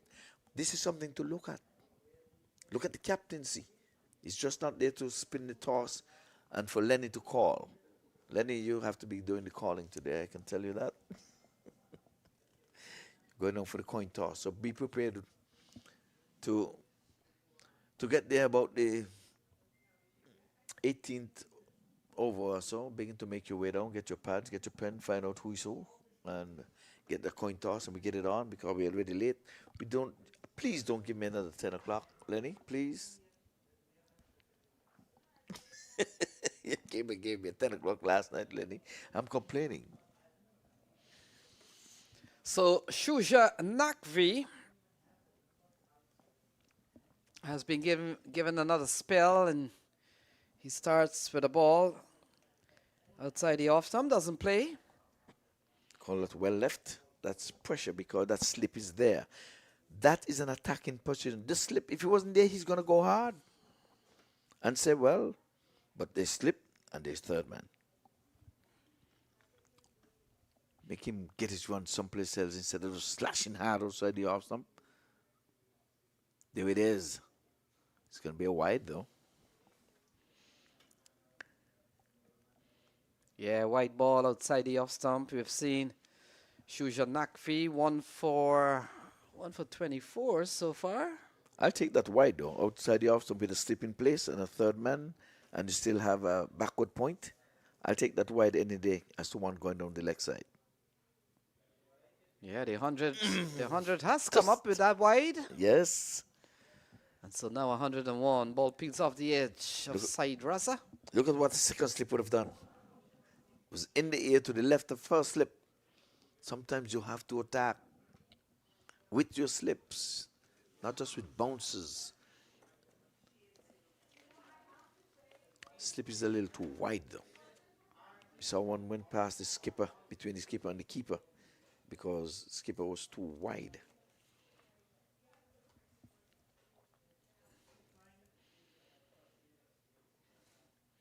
So 80 to win from 28. And Shusha Nakvi. Look at Iqbal. I'm telling you, he's packing the offside. What's this, a 7-2 field? Poking outside the off stump, and there are two slips. You see what I'm talking? Good captaincy. Schoolboy should be looking at this. It's a 7-2 field in a 2020 match. Even though you can have all these innovations and this still scoop and this, that, they're challenging him to go into the offside to look for runs. I like that. Iqbal, I have to shake your hands. I love this. 7-2 field and challenging the bowler to go into the offside over the head. This time you get the size 16 down. Yeah, timing is very important when you want to put on the booth. Yes, of course. You don't want to roll that ankle over.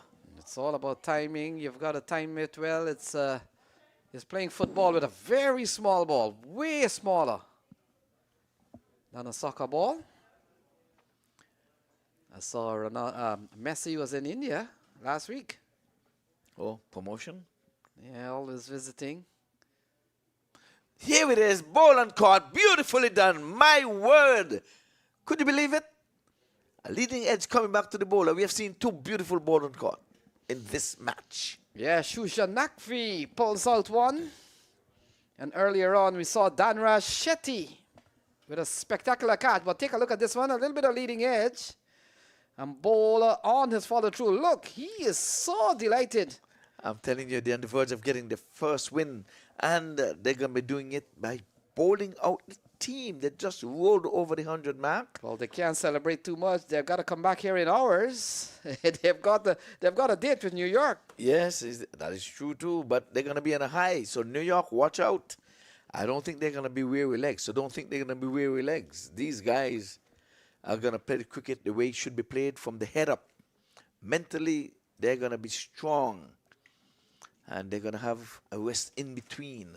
And I'm sure they're going to be getting a good meal and a good rest. So they're going to come hard at New York. This one is going to elevate them. So Mars Koram, it looks like, walks to the middle. Abdullah Koram departs. So we were talking about Shusha Nakvi, who's taking a brilliant catch off his own bowling. And look at that. Just at the fingers. On his follow through. Sometimes not easy for fast bowler because they're still tumbling. And good balance there from Shusha Nakvi. So he's pulled out one. The ball driven into the offside. That will complete the 16th over. So 16 gone. 103 for 9. Which indeed is the latest score.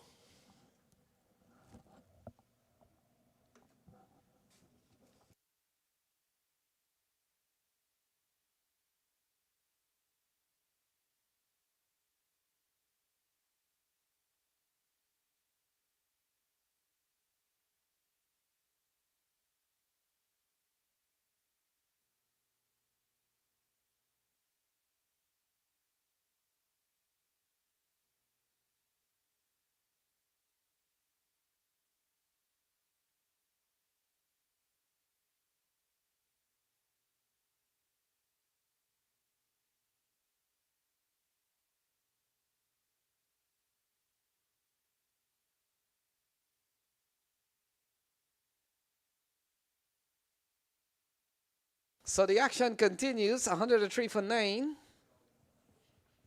And essentially, Ivor Henry, Vegas High Rollers, they're 1 wicket away from a victory. The first one in the tournament. They've earned their keeps. They've really tried. Yesterday, scoring their highest score of the tournament, 183, and they couldn't defend that. Here they're defending 180. The target score is 184, so they're trying to defend. No, they couldn't defend 184 yesterday, which was the target score. And here they are defending 181. So they would have learned their lesson. They're improving. So I'm going to ask you a question. Which is the most improved team in the tournament so far? I think catchers, Chicago catchers, they didn't start pretty well, and now they're such a strong bunch. We saw them play last night. Had to really get it together. Yeah. Ali Khan last over, they needed 11, and considering one of those ball went for 4, so he brought it down to 7. Yeah. And then we saw the Dexter Sween situation in which he was given out for obstructing the play. Yeah, that changed everything, and then they went out. Yeah, they run out of Barnwell. Pretty senseless. So Karam on strike. And he gets a short ball testing the deck. Deck responding. Wide is the call. Yeah, there's some juice in this pitch. Used for its second day. Yesterday, same pitch used. So I wonder where they're going to be playing the finals. On which deck? I would think the one on the far left, the one which we started on. I can give the Kuwaiters, they've been producing some good decks here. And the outfield is immaculate. Kuwaiters' job is not easy. It's just not to roll a pitch either, or to water a pitch. So it looks like they've gotten 7 or 8 pitches there. Ivor Henry, 7 or 8. Yeah, there's quite a thing. Milton Taylor, yes, he would have come in and have some practice pitches there on the side for bowlers to warm up on all the good stuff.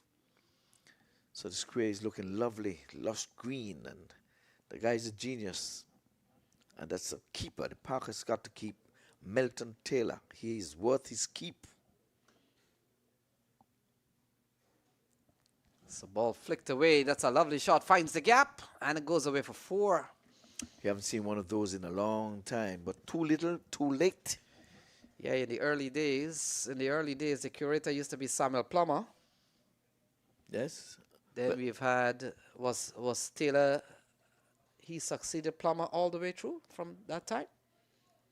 Yes, but even before Plummer or after Plummer, we had this Trinidad guy, what is his name? He's went back to Trinidad. His name has eluded me. Yeah, tall, skinny guy. Yes. Yeah, ball tugged into the onside. Can't score this time from Maz. And we come down to 109 for 9. So the High Rollers, they're chasing their first victory. It's going to be a big moment for them. They get a break and a return tonight. But folks, next up, if you're a fan of Los Angeles or you're a fan of Dallas, well, we've got you next. Immediately after this game, the track will be rolled, and we talk about Vegas High Roller. Well, wait until you see the heavy roller. How heavy is the roller? It all depends who's driving it, right? Yes. That's right. I like that one. That's a good one. Yep. No, slower ball, good delivery from Faraz Ali. He's bowled well. And so that will complete 17. 110 for 9. 110 for 9 at the end of 17. Yes, would we bowled out? We're going to see. Would we see the Nelson on the board in this over, or are we going to go past it? These guys are putting in all the effort. That was a good-looking 4 there. We just shown the replay. Yeah, there's never there's never a short game. You go to the park, and now you're batting here at 110 for 9, and you got 3 overs remaining. I bet these two these two batters out in the middle will see it through. They'll bat it out. There's no early game. Organizers when they put triple headers are hoping that there's a short game to catch you back on the schedule. It never happens. Yes, well, let's see. Fingers crossed we'll have a short game today in one of them. Somebody's going to blast somebody out of the park. So Shusha Nakfi will continue, 110. See the high fives coming up already beneath us down here. The first win, they are happy.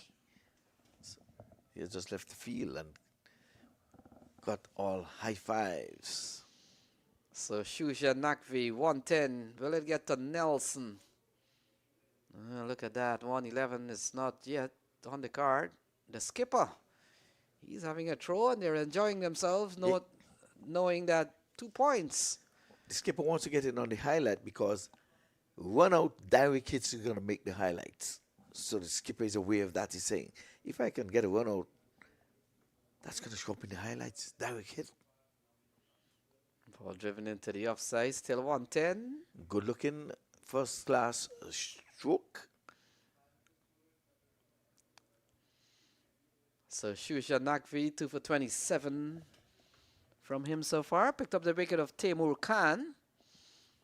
And not too long ago, a brilliant catch to dismiss Abdullah Kuram. The ball on court, I think you'll be speaking of that.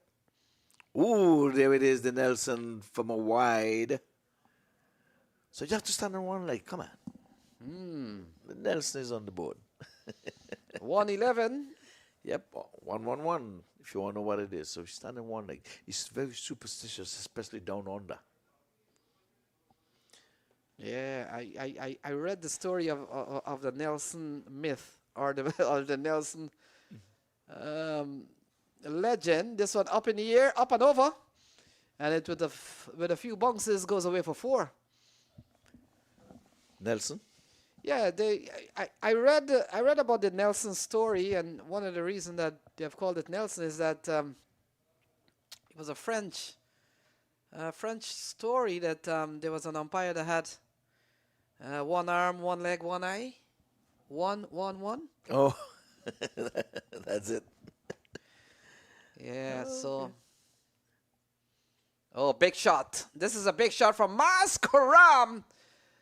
And well taken catch, but it's outside of the playing area, gone for 6. Yeah, can out beach cricket, yes. He took it outside of the playing area. Too little, too late. I'm sorry. So 121 for 9. And I told you there's no short game. Look at that. If that was in play, probably he would have dropped it. No short game at the park. This is going to go the full distance. We've seen it so many times. I told you I sometimes do some umpiring games, and I go to the park and I'm umpiring a game, and we will see 7 wickets fall. And I go to my colleague and say, oh, like we're having an early day today.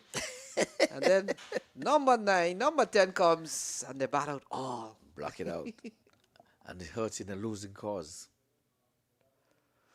Oh, it's in the air, giving someone a chance. The keeper calls for it. No, big attempt, but he called for it, it appears, because no one moved. In the end, he floored it. Yes. Came down quicker than he thought. He'd never get to settle, though. He ran from behind the sticks, about 15 yards behind the sticks, and he came up to a silly extra cover. That's how far he reached. And he was still stretching out his arms to catch that ball low down. So it was a long way to run. Imagine, he was the closest to it. See, he was still stretched out. He'd never get to settle under it. I'll give him an A for effort. Surprisingly, I didn't think that the batters crossed for any run. And Yeah. so my question is, what they were doing all the time? They thought it was given. It was a given that the big glove is coming out. Okay, I think it's going to be a goner. But the truth be told, they know the 1 run is not going to get him over the line. It's a long way for Natty to be from home. Folks, this is the 17th edition of this US Open. It's getting bigger and better. All 6 teams trying to get on the big stage. One already is putting a nose in there. The LA Lions into the semifinals. They're going to try their very hardest not to lose any game. They're 4 up. And every time they're in the win column, the hottest team in the tournament. The wind is picking up again, Lenny. So Davenport has been given the ball.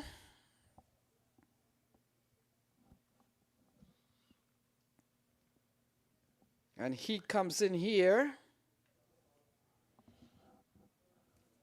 And he comes in here at 121 for 9. See Sanguis Benitez, so Lenny, you got to sharpen your teeth, getting ready to take a chow in between, but you have to go and do the toss in a minute, so I like your hat. USA, US Open. There's runs here, 4 more. So a good looking shot up from Saeed Raza. He's played a good hand. He goes up to 21.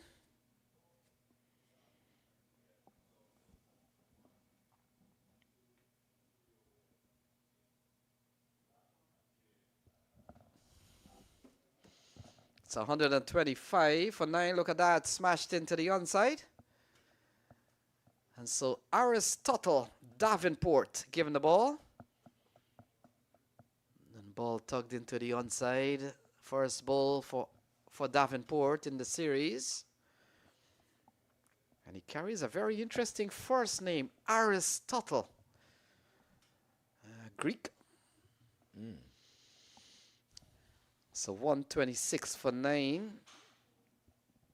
They need 55 from the remaining 10 deliveries. Mascaram on strike. Here is Davenport.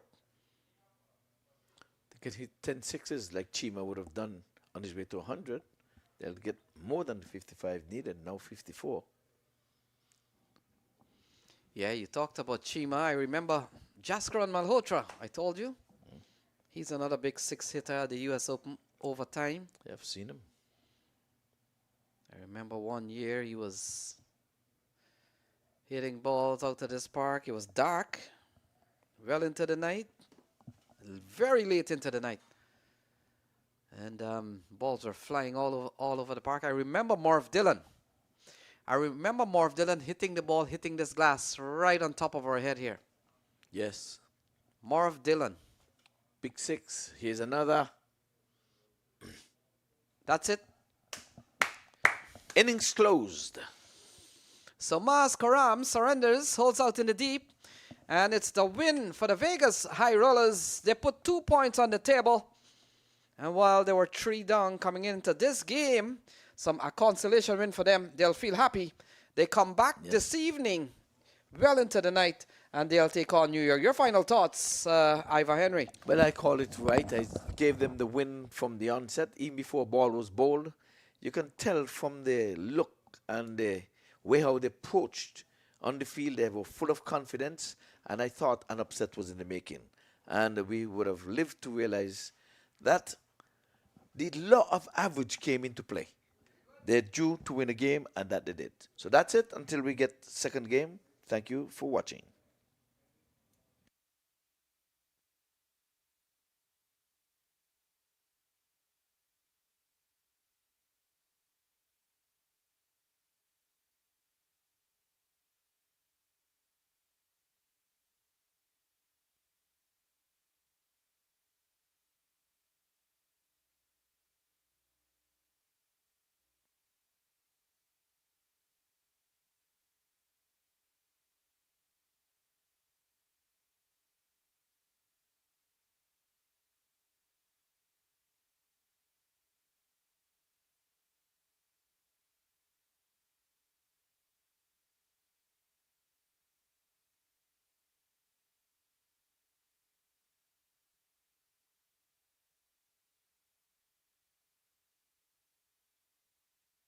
MAQ Group International Investment Platform.